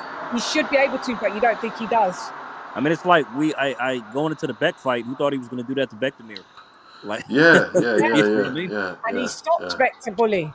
Knocked his ass smooth out, man. 3 rounds. Smooth out. Well, that was one of the KOs of the year. That was the KO of the year. It was. Yeah. Yeah, because that was great. I don't know who he fights next. In that. I'm not really in tune with. Hang on. Who else is in the division? Well, that wouldn't be a bad fight. What about? They're saying Billy Joe Saunders as well. Saunders off the left. Out of retirement, he's looking for get Billy Joe. Billy's too heavy. Billy probably cruiserweight right now. Billy got weight to lose. I saw him the other day though on thingy. Now he's got the weight down. Yeah, he's got it down, but he's still about cruiser. He's got the weight down.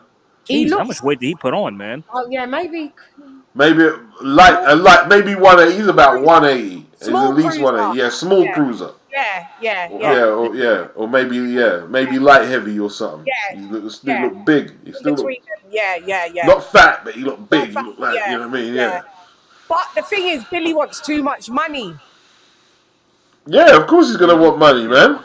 He wants too much, and I don't know. Would a Berlanga Billy Joe Saunders be a paycheck that Billy Joe Saunders is going to want about? Well, why not? If they're selling out the gate at the MSG, give Billy a nice little check. Why not? Like what? Billy's going to want about 5 milli. Nah, that's not. Can't get 5 wanted million. 5 mil. Nah, he won't get 2. He won't He get wanted 2. 5 mil for. Who did he want 5 mil to come back against? Has to be something. Jr. Chris Eubank Jr. He said he wanted 5 mil. Nah, he ain't getting 5 mil. That's what he said. So for Belanga, what do you reckon he'll want? Eddie will say, I want to give him 2. Will Billy I don't think he's not getting 2. That's million purse, man. Million per million at the most. Man. A milli. Yeah. And he's got ego. I don't think he'll do it for just 1 milli. That's what I'm saying. I don't think Billy Joe Saunders will fight anybody for 1 million. He thinks highly of himself. He still thinks he's... After that Canelo payday, he's going to want a lot of money, I think. Yeah, but you have to realise your marquee value is not that low. Yeah, he quit in his last fight, man. You know what I'm saying? He quit on the stool. Yeah. Quit on the stool, man. Yeah. You did, Billy. You did. By your eye, you did. We saw it, and it was like X-Files. All of that, the Mark Tibbs thing disappear. The interview. And I remember watching that interview, and then I remember then that interview was gone. They wiped it. Cougs wiped it. Yep. They done a lot of protection on Billy around that Canelo fight. Yeah, they did. Yeah, they did. So, you know what I mean? I don't know if I don't know who he fights, who Belanga fights like next. Because like everyone's saying, Eddie thought Canelo was still going to be there, and he probably done the Belanga deal off and saying like, I can give you Canelo at some point. And then Canelo obviously has gone to the PBC. Who does Belanga? It's going to be. Eddie did say John Ryder. Well, who's all the Matchroom super middleweights? Who's all the super middleweights on Matchroom? John Ryder. Who's all the Matchroom super middleweights? Who's how many super middleweights does he have? Not a lot, right? Not much. And he got the boring dude. You got Diego Pacheco. Someone said, but I don't think they're gonna. No, he won't. Oh no, he won't. No, don't put him in with him. Nah, no, man. and you got that English dude, the black boy, over under Eddie, Lerone. Oh no, he left. Nah, he's left. He left, man. He left. Yeah, he's not with Matchroom anymore. Yeah. Yeah. I don't know. He's a free agent now. He's not doing nothing now though, but he left. Yeah. He's boring, boy. He is. Yeah, he's kind of dry. But he left. Was it amicable? Not sure. What was it, Beats? Or well, Eddie got him that fight with that guy who Golovkin promotes, and he turned it down on the AJ bill. He turned it down, saying, I already beat the guy that beat him, so what? Oh, yeah, I remember that. Oh, right, yeah, he did say that. Yeah. And then his last fight before that was he won. Ali Akhmedov. That's it. Yeah. And he beat Carlos Gongora before that, I think, right? Yeah. And it was very boring. Yeah. Snooze fest.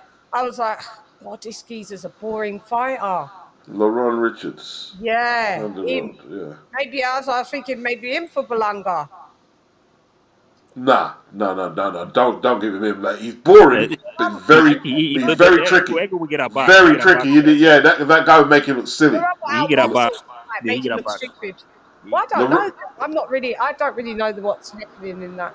LaRon would make him look stupid, but he might even lose it. Yeah. We'll probably lose on. They'd have to do a huge rebuilding because it just make him look silly in there, like defensively, make him look dumb in there. Who else is there then? Who have they possibly got? Eddie's gonna have to send him, outsource him to. What about Zach Parker? Oh yeah. Zach Parker's Matchroom. No, he's not Matchroom. He's Queensbury. No, I know, but I'm just saying. But like he'd have to outsource. Oh, that's a good fight. But he's still got to come. Just the general matchup between. He's still got to come back in it. He hasn't come back. He hasn't come back from the John Ryder loss. He hasn't come back yet. So. Yeah. See, I don't know who he fights there. That's what I'm saying. I mean, options are scary. Well, Eddie signed him up when Canelo was there, and I don't think he was kind of like, he probably didn't equate. Yeah, what if Canelo's gone? Who am I going to feed him? And he's kind of like struck. What I think Eddie's probably going to do is try and push John Ryder in prematurely. But Tony Simpson saying no, you got to let my guy heal up, wheel up, bring it back, come rewind. For real. Yeah. He needs time. He needs time. John took a beating, man. Yeah. Well, that's what I'm saying now, Beats. Now you get your refund. It wasn't worth signing Belanga, Beats. You don't even got no one for him. Yeah, it's like, yeah, man. Like, what? Can't argue with that.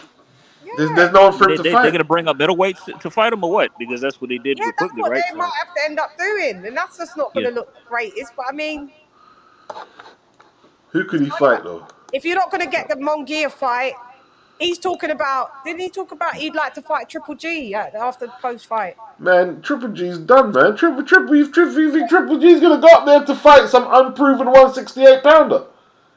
Yeah, do you know what I mean? Like he's got time for that, and you know, no money for him as well. He's gonna retire. He's gonna retire. He's vacated belts and he's done. We're just waiting for the official retirement. Yeah, Triple G ain't gonna take that fight. I mean, Matt to take it. But he called him out though. Yeah, he called him, but you know Triple G ain't gonna respond to. What's in it for Triple G? There's no belt. What's in it for Triple G? No belt, no money, nothing. Yeah. At least if there was money, he would get. There's not even. Triple G. How old's Triple G now? 41. 41. Nah, Triple G. 41. Yeah, 41. Yeah. Triple G ain't taking a fight, bro. No, sir. Triple G ain't No, he's taking a not. fight. I mean, if we look like how inactive was he before he fought the Japanese guy? Year. More than a year. Exactly. Right. Well, 14 months at least. So yeah, exactly. And he's selective about the fights he takes now. Fights and that, and all of that. Yeah, he's not fighting on Belanga. You think he's built up all that reputation? You have to remember, Triple G is a loved fighter. People love Triple G, right? Do you think he's going to allow himself to be a stepping stone now? No. Yeah, I know. Just a fall from grace. Yeah. The only person he's falling from grace for is Canelo, because it paid him. Yeah, of course. Yeah. Well. You get me? Yeah. Other than that, yes, that's not happening. He ain't just letting no run of the mill Edgar Belanga come and starch him out, or maybe not, because Belanga, to me, Triple G probably at 41 can still fucking beat Belanga. So Ross. Triple G's food at 168, man. I don't like him at 168. I like him at 160. Food. His punch output totally. It's too and slow. His age, yeah. You're the guy, you're the 8, but even with your age. But yeah, I wasn't a fan of this 168. But he did it because he knows he's leaving. He's leaving the booties. I'm getting my big money from Canelo. I'll have my little £8. And and it doesn't matter. There you go. I'm making like. I mean, he's going to retire soon anyway. I think he's really going to retire. Waiting for the official statement. That's what I'm saying. So that's all come. He got rid of the IBO belt, and it's like all his belts are gone. So it's like, what's the point of him sticking around anymore? But it's more pay though. DAZN might offer him the Belanga because they need to develop Belanga, so they might offer him it. Like if they go in there, because listen, now Canelo's gone, they can free up a lot of capital. You know what I mean? A lot of money. Yeah. I just can't think. I'm gonna have to do my own work because I just can't think who's feasible. I'm not really that invested in 168, so I probably don't know a lot what's going on in there, to be fair. So I don't know. I'd have to do my due diligence. I don't know who's on that level, that Belanga level that you could say, yeah, do it. I don't know. Who's about that division's just fucking stagnant and fucking dry. It's 160 and 168. Wonder if he could. Wonder if it would if Belanga could. But he's a big lad, isn't it? Don't fight Dave Morrell, man. Fight Dave Morrell. No, David Morrell will knock him out. See, I reckon he could get some of the PBC fight. Like, what about Caleb Plant? Caleb? Yeah, Caleb Plant. But they're saying they need to not. They're even saying that even to put him as Mongear for his next fight, we're not doing that. That's still, we want to pace him now. That's what they're saying. If they want to pace him, and they're not even going to put him in with Mongear in the next fight. Don't worry what he's saying, because I listen to who's the. Hey, you know he could fight. Who? Ali Akhmadov. You could fight him. When was his last fight? He's on DAZN and Bektemir. Is he on Metro? Yeah. Yeah, but no. They're too. This is what I'm saying, Beats. Them man, they beat him. Like That man all them man beat him. Come on, Chan, man. What, Bektemir beat him? What, Bully? Bektemir will beat him. Bektemir at least floor Belanga. Yes, man. Listen, yes. What about Sergey? They could get Sergey over there. Sergey, what, Deverenchenko? Yeah. Well, he gave Munguia. That would be a good thing because he gave Munguia the work. So fight Deverenchenko and see how you look like that. And then at least if you beat Deverenchenko in a better way that Jaime Munguia did, then you've got some case that then you can go to the Munguia thing. Maybe. Mark Heffron. They've got Mark Heffron's ranked right now. He's no, he's not Matchroom though. He's not Matt. He's Frank Warren, isn't it? Just anyone. I just want to know. I was about to say Christian and Billy, but no, Ben Billy would beat him. Who? Christian and Billy. You think you beat him, yeah? No, I think it beat. No. I think Billy will beat him. I said I was about. Yeah. Who's he? He's a Canadian black guy, isn't it? Is it a middleweight? You never seen him, Chan? Never seen him. He's pretty good. Is he the black guy? The black guy, yeah. Yeah, I see him. I think he's based in Canada currently based in Canada. I see him get some early knockouts recently. French. Yeah, French Canadian. Yeah, I see him. What's his name? AJ? Christian and Billy. First name Christian, last name Mbilli. Yeah. MBI. LLI. Billy Bucks.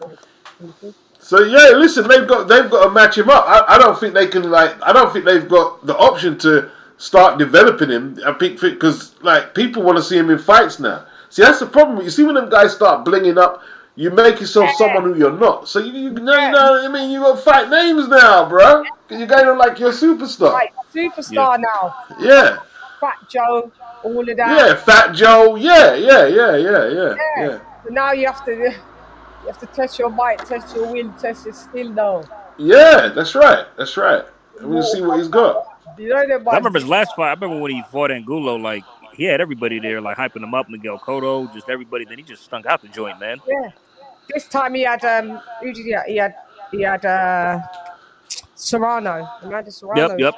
Yeah, she was there. Yeah, she was there. Fucking hell, 71-9. He's fought that much. Oh no, Chan, you're looking at his amateur record. Oh, look at his pro record. Look at his pro. I was like, this lad's there you go. That's it. This lad's too fucking young to have fought that amount of time. That's a good amateur record, though. 71-9. 24-0. So okay, he's unbeaten. He's French. But he resides. Oh, I knew he was African though. Yeah, with that name, Mbilli. So he's from Cameroon. Resides. He lives in France. Not Canada. He's actually ranked number 1 with the WBC currently. Yeah, but he's in France, not Canada. Yeah. But he's based in Canada. That's where he fights, though, I think. Yeah, he does. Look. This one's he's Demond Nicholson. Yeah. The Maple Leaf. Oh, he's about to fight Demond Nicholson? Yeah. Oh shit, when is that? That is that's wild. Oh shit, he about to knock him out. That he about to knock him out, man. That's going to be on August the 9th. Wow. You lot do your dates. August the 19th. Who have you got? Demond about to get knocked out. He about to get knocked out. He's a 2.5 star fighter. Yeah. He's not a hell of a fighter. And then Demond beat him. Then he getting past him. Then Demetrius fought him. Edgar fought him. Now Christian about to fight him. Wow. I like to see Falaga with Caleb next. He ain't ready for Plant. What do you mean not ready for Plant? This is what... Look, Yarosh the youth. Man, he must be ready for Plant. If you're not ready for him, he needs to sit down. He's not ready for Caleb. This is what we're saying. He needs to sit down. He's not ready for nothing. He's ready for Plant, Chad, man. He's ready for Plant. Must be ready for Plant. Plant went 11 rounds with Canelo. John Ryder got battered at Plant. All right, Plant got stopped. Listen, he ain't ready. Say what you want about Caleb Plant. He's aight, though. He's aight. But Chan, Christian Mbilli is coming off a decision win against Carlos Congora. That was a good fight. That was a really good fight. He lost unanimous decision, with Andrade. Yeah, we'll just put him with Mbilli. Mbilli's busy, mate. This is what I'm saying. He's busy, mate. Yeah. He's got 5 losses. I know, that's Demond Nicholson. Hang on, sorry. Mbilli's undefeated. That's on the undercard of Beterbiev Smith, actually. Yeah. He's doing that. So I didn't know that. Yeah. Is Berlanga really the third best flipping super middleweight? No. IBF? No way. Way. He's not even top 10. He's not even top. I wouldn't even put him in. Sorry, I know this sounds bad. I don't care. He's got He's ranked ahead of John Ryder. He's ranked ahead of John Ryder, for God's sakes. Not better than John Ryder. Make the Ali Akhmedov fight. Make that one. Yeah. I think John Ryder should be ahead of him, honestly. So. Yeah, John Ryder's better than fucking Belanga. Listen, Belanga's pants. I'm sorry, I may give him a hard time. I just don't rate him. I saw it, Beats. I've seen the declination. It's gone down. He's not as good as what people thought he was, and now everyone's tossing him about. Like, Bob's like, yeah, you lot have him. Bob didn't even care. Bob just threw him out. Like, go. I ain't even gonna sue you. I ain't even gonna hold you. So you can leave the buildings in. It's all right, mate. It's all good. Do you know what I mean? From you see Bob not even bitter, salty. If you see Bob come out and chat shit about, because Bob does that with all the fighters that leave him. He did it with Ruiz. He does it. He did it with He did it with. He talks bad about you after you've left. He did it with fucking Floyd. If you don't hear Bob talk salty about Belanga, that's telling you all. He did not business. He gave 0 fucks that Belanga was leaving. That's me. Don't go by patterns of behaviour. Just throw him out. Bye-bye. Yeah, he was like, see ya. So Bob dodged the bullet, yeah? Yes! And Eddie caught one. He was like, yeah, great. Eddie, man, you're doing the most. You need to concentrate sometimes on your British stable as well. I know you've got to build, but I think you said it as well, Beats. I think Eddie sometimes spreads himself a little too thin. Yeah, he does. And it's neglecting a bit of the British cards and stuff. Yeah. Yep. So they need to relocate some of that budget they keep spending on Canelo and develop that back. Right. This is what I'm saying, because you're also going to have to rebuild back up Ramla Ali, make sure she's all right. Oh, yeah. Roy Ramla, boy, she caught that left hook in it. Was it the left? Yep, sure was. Whoa. That left hook was coming for the last 2 rounds. Yeah. The thing is, she could have outboxed her too and won on points, man. Because she was doing, then she went back to boxing her, and then it was fine. And then she got pulled into the other girl's fight, boy, I tell you. Yeah. Dude, it was curtains. When I saw her legs wobble and first drop, and I was like, she's out. And then Eddie also has to make sure that Alicia Baumgartner's cool. She's fighting Leonardo too. Oh, I can't wait for fucking Franchon Cruz and fucking. Did you see the gloves are off? Yeah, I did. I still got to watch that. I haven't seen it yet. I still got to watch it. You should watch it. It was a good one. Franchon Cruz sings in it. She's got a really nice voice. I forgot she was on American Idol, but yes, she was. We Are the Champions. Yeah, she done We Are the Champions. Yeah. She's like, we are. Yeah, she did. Yeah, that was. And I think she's her story is very endearing as well. About her mum and stuff like that. So I learned some stuff about her. And I think Savannah Marshall. Oh, she said that Savannah Marshall and her fought back in the Amis and she got robbed. Yeah. Savannah Marshall keeps getting the gifted shit. Wow, man. She got that with Clarissa Shields, and now she fought Franchon Cruz before fighting Clarissa Shields. And got robbed, or got a gift. You made got a gift. She said she was 2 points up, and then after how many rounds they do in the Amis? 3. 3. Yeah. 3 frees. And Savannah Marshall won by 2 points, and she was like, "How?" Like, even Savannah Marshall couldn't even argue it. She just, But Savannah Marshall looked like she respects her, though. Savannah Marshall is. I've got a feel. I don't think Savannah Marshall wins this one, because I was like, Savannah Marshall, she's a power puncher. She's this, she's that. I saw how Clarissa Shields. I did change my prediction and say Clarissa Shields is gonna do it, and she did. Clarissa Shields outworked her. They was both a tough fight for each other. Clarissa Shields did admit that, but Franchon Cruz. She fights like them old school women fights. She's not really like got techers. She's got that overhand right. She's a hard hitter, and she just keeps coming, and she's a slugger. So, Franchon, for you? Franchon for me. This is going to be Savannah's second loss, and then that's it for her. I can't call that one. I'm literally looking forward to seeing the fight. I can't call it though. Yeah, it's a very tough fight. Franchon Cruz, unfortunately. Well, not unfortunately, it's whatever. I've seen what Franchon Cruz does, and to big girls as well. Mm-hmm. And Franchon Cruz is a big girl as well.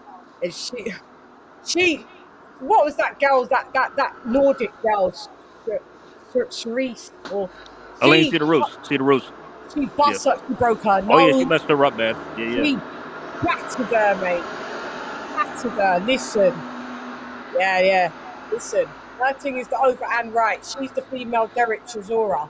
But well, you know, like Savannah's got to keep it long. You know what I mean, and keep mobile. This is, you know what I know. And she's all herky jerky and all that. So yeah, but it's not going to work on this one. I know. It's not, because Franchon Cruz ain't going to allow it. She's going to walk through. She's going to walk through that fluidity, that herky jerky thing. That it's not going to be enough for Franchon. I'm sorry, it's not. Franchon's she's got all the scraps. In my opinion, I think she hits harder than Thingamajig, than Marshall. That I'm not sure about. We'll have to see. Listen, oh yeah, it's going to be a good fight. Listen, it's an abundance of overhand right. Her jab is mad as well. See, every punch she punches, it's a power punch. She's so heavy-handed. Yeah. So it's not. Shadeja Green. That could be next for the winner. Yeah. The winner has to fight her next. That's true. Yeah, she's the mandatory WBC, I think. Yeah. That's a mad one. Shadeja Green, same thing. Mazza. Now she's another puncher. She can punch another puncher. This is what I'm saying.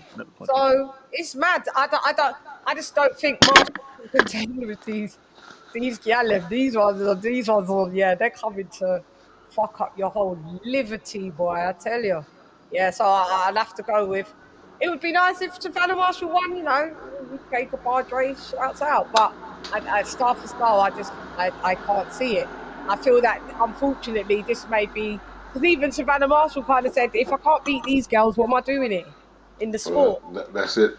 This is kind of make or break, really. It's make or break. It's too tight. Yeah. She's lucky she's got another opportunity straight away to get another title shot.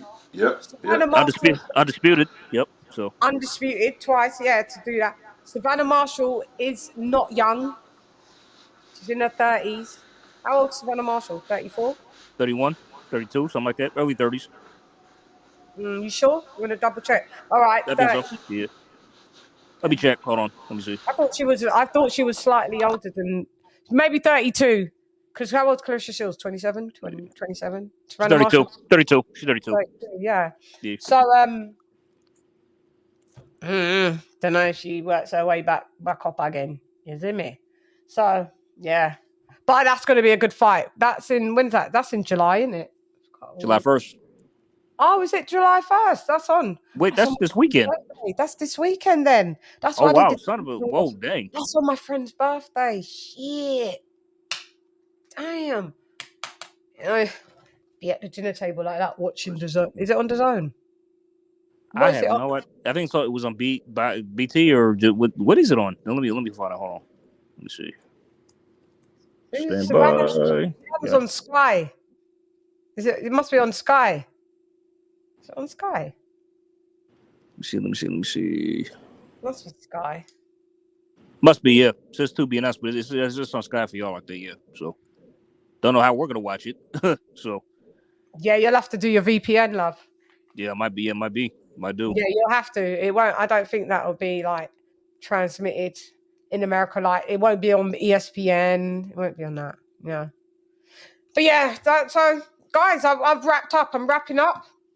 We've had a fun show. I thought I'd only be on for about an hour and a half because we covered everything in that 7 hour live. But yeah, we actually brought even more to the table. Shouts out to Beats as well, man. It's always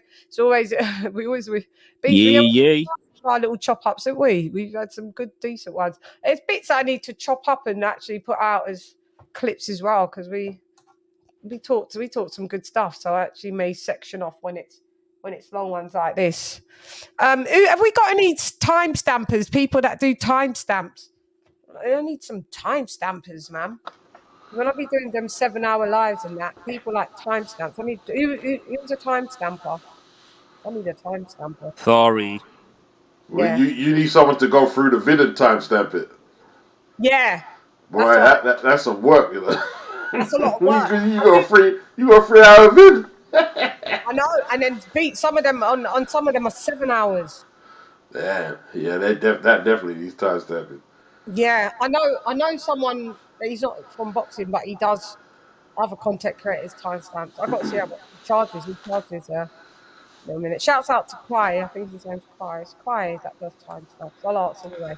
Because timestamps. Or sometimes you get people that just timestamp, like they like to do that, and they will timestamp your shit and put it in the comments, innit, Beats, as well. Yeah. Some people, which is quite handy. Some people, go direct to that. Go to that point there. Yeah, I see people do that. So, Beats, you timestamp. You timestamp, don't you? I do, but my videos are only 18 minutes or so, 16. Yeah, like 20 minutes, 15 minutes. Yeah. I mean, when there's 20, I would never like literally forward anything of your commentary. I mean, it's 20 minutes. There's nothing that it pretty much tells you in the caption what you're gonna talk about. Yeah. Why would you forward it? Why would people go? Because some people actually complain. Yeah, why you put timestamps on it? Okay, give you some timestamps. Does it affect any views? And that when you see that it's timestamped, do audience retention? Have you seen that? Because I mean, like, audience retention is quite serious. You know what I mean? It's like, you know. I watched all of yours from the beginning to the thing. I know I've seen that you've got. It says intro, then it says that bit. The only reason when I might forward or rewind something is if I've left the room and the thing's running, and then I'm like, shit, let me jack it back, or I've watched this on my phone already because I'm gone to the kitchen, so I'm watching. I've got you on there, and then because I know I'm going to the kitchen, I'll put it on my phone, and then I may have to come back and then have to come back in my room, then I'll jack it back or put it forward. That's the only reason, but like, it's not long enough for me to go, well, I'm just skipping that. I only want to hear 2.5 minutes of this bit. On the analytics, the drop-off point is about 13 or 14 minutes. You know what I mean? Like, for the average person on one of my vids. Which it's not too bad, but it shows you like the attention span, like, you know, you like. The attention span is really bad. Yeah. Beats, I could do a 4-minute news report, and they will watch 2 minutes of it. Yeah. That's messed up. Sometimes they'll watch 1 minute 30. It depends, and I'm like, why is these lots of attention span so bad? Yeah. Really bad. But there's so much But content everywhere, man. That's what it is. There's so much content. It's saturated. Yeah. It's like you motherfuckers have got some deficit, ADHD to us. Yeah. That's what it is, basically. That's what it is. You know what I mean? Everything is like, sometimes I do the intro. The intro's too long. What do you mean it's I see people say that your intro too long. I see people I've seen them say that. God. Yeah. And then you do a short intro and the attention thing still drops off anyway. Exactly. Like, damned if you do, damned if you don't. You're not watching everything true and thorough anyway. You damn fiesty bright, Tana. They're trying to dictate our shit. But listen. Bad. I'm out of here. It's been good. I enjoyed it. Thank you very much for coming through, like and woo. Later, Beats. Peace out, man. All right, then, AJ. Chan, take care. Everyone in the chat, Lisa, Con, and everybody. Yeah, man. Big up. Peace. Peace out. Shouts out to Box and Beats and Rhymes. It's left the producer. And that was a fun live. It was always fun when we got Beats chopping it up with us, innit, AJ, as well? Always, yeah, man. Beats dropping through, man. Dropping them gems. Yeah. These motherfuckers knew that there's no point sending a million, you know, comments because I was like, bro, if they're not super chatted, I shan't be. I see you. Got to get your hustle on. Yeah, everyone's like, okay, we won't thingy. Yeah, you lot are stingy. The stinginess is in the booties. Yeah. It's all right. When we got the next couple of people that's coming through as the guests, I want to see. Yeah. Mm-hmm. You'd be like, yeah, this bitch. But that's disappointing, man. That I can't watch the Marshall, you know, dessert fight. Like, I thought that they would have ESPN Plus and pick it up or something, but I guess not, man. Can't you do it on your VPN? No, I could. I just got to find probably a link somewhere. Who knows? Yeah. Yeah, disappointing though. I was hoping the U.S. broadcaster would have picked it up. Yeah. Maybe it says to be, but yeah, it would have been already up by now. Yes, exactly, Lisa. Good night, Beats. Big up yourself. Big yourself up. We also want to big up AJ all day as well. We want to big up Kenny Ken as well. In the booties. And maybe I'll big up me as well, because I was here, wasn't I? In the booties. Yeah, we had fun. Yeah. Yeah, thank you, AJ. Thank you so much for coming through. Thank you, Chan. By the way, check your messages because I have something I want to discuss with you. So I'll leave you a message once you get off. So, yeah. I will do. Okay, hon. All right, then. All right. AJ Deuces. AJ has left the boot. Guys, I want to, let me do the members only. Members only roll call. You want to hear y'all names? Oh, yeah, I'm going to probably do another Hello Fresh giveaway for my UK. Sorry, it's UK thingy. So for a free Hello Fresh box of food. So the first people to email me at lady_chan@yahoo.com. From the UK, you can get a Hello Fresh free box from CHANN. In the British. Yeah, that's right. So, holla. Maybe I'll put it out in the community as well. Sammy Ali in the British. Donald Banks GB in the British. Ned Star, Bedford, my guy in the British. Zara K. Hi, Zara. You was here, girl. In the British. Modern King Boxing, King Rondon. Thank you for the super chat as well. In the British. Karma Serene, the Queen. Karma, you was here, weren't you? In the British. Come on, I saw you. I did put you up, didn't I? King of King Boxing. What up, LadyChann? In the British. Con Shaunery, what up? I see you. In the British. Lisa Bell's my sister, the Queen. In the British. Ricardo, I haven't seen him for a little minute. Mi hermano, I hope you're all right. In the British. Ben Adams, haven't seen you for a little minute, but you're still a member. In the British. Hope you're all right. Stephen T, see you sometimes, my guy. In the British. Mark Niggity Nash will be back on our YouTube streets in a little bit. In the British. Dub right side, what up, Dub? In the Buddhism. Hope you're good. My sister, the Queen, Arlette. In the Buddhism. Thanks for the super chat as well, Arlette. G-Star Boxing, mi hermano. Get the size. In the Buddhism. All salute to the D-Star Boxing. If you like your boxing, go over and subscribe to D-Star Boxing. Devil Beats, my guy. In the Buddhism. What up, Devil Beats? Hopefully see you soon in the studio. Jimmy McClenley. In the Buddhism. He's always a silent one, but he appears sometimes in the comments. Good old member. AJR Day in the Buddhism. Charlo. Haven't seen Charlo for a bit. I didn't message. I know he's in Africa, but he's still a member in the Buddhism. Haplotype El Primero and Dr. P in the Buddhism. That's right. That's right. Thank you, Lisa. That might sound nice. Chickadee check one. Yeah, so Shan, I'll be putting out who we've got next. Please check out the community tab. I shall be putting out who our next guest is. I think we got like 3 on the trot. Some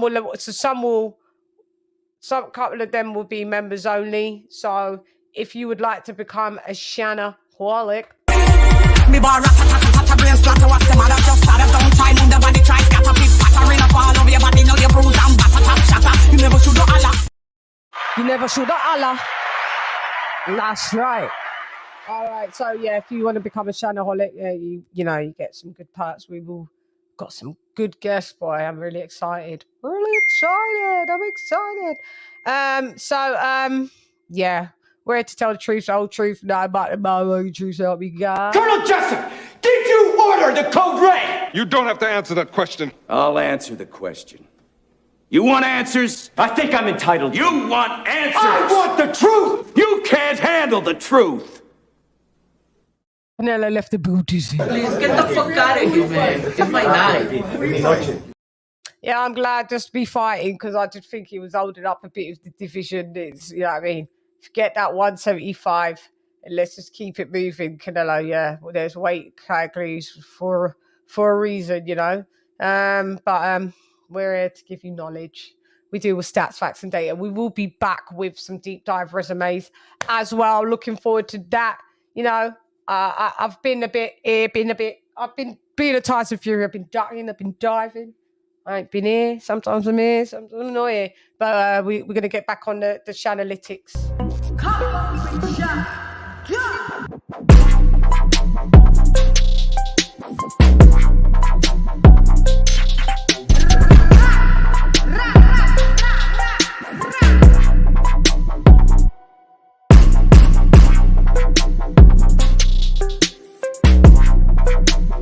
How you going?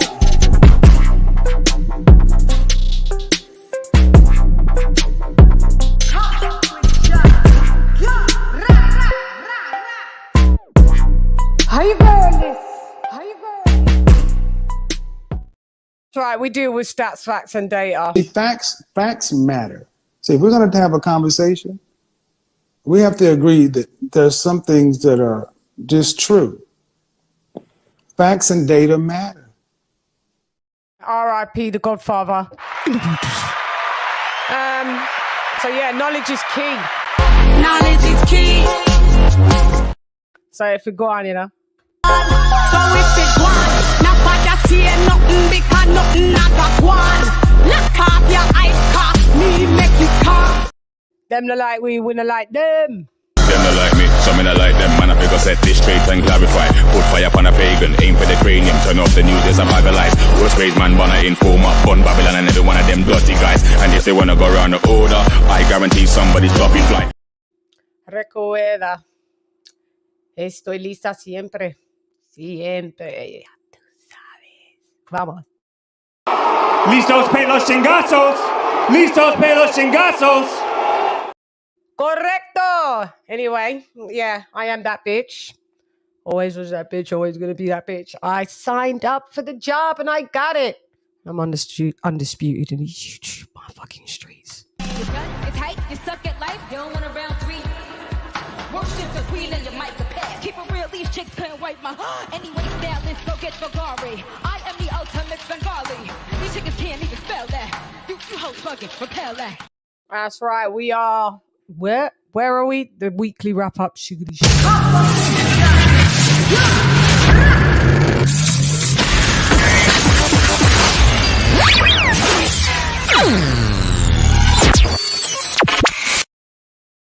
Sin embargo, decimos buenas noches a todos. Bars.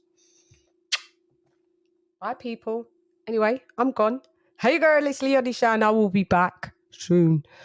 Come back to Chan. Thank you for joining me. Jan, adios, hasta luego. LadyChann has left the edificio. Jan! LadyChann! Fight!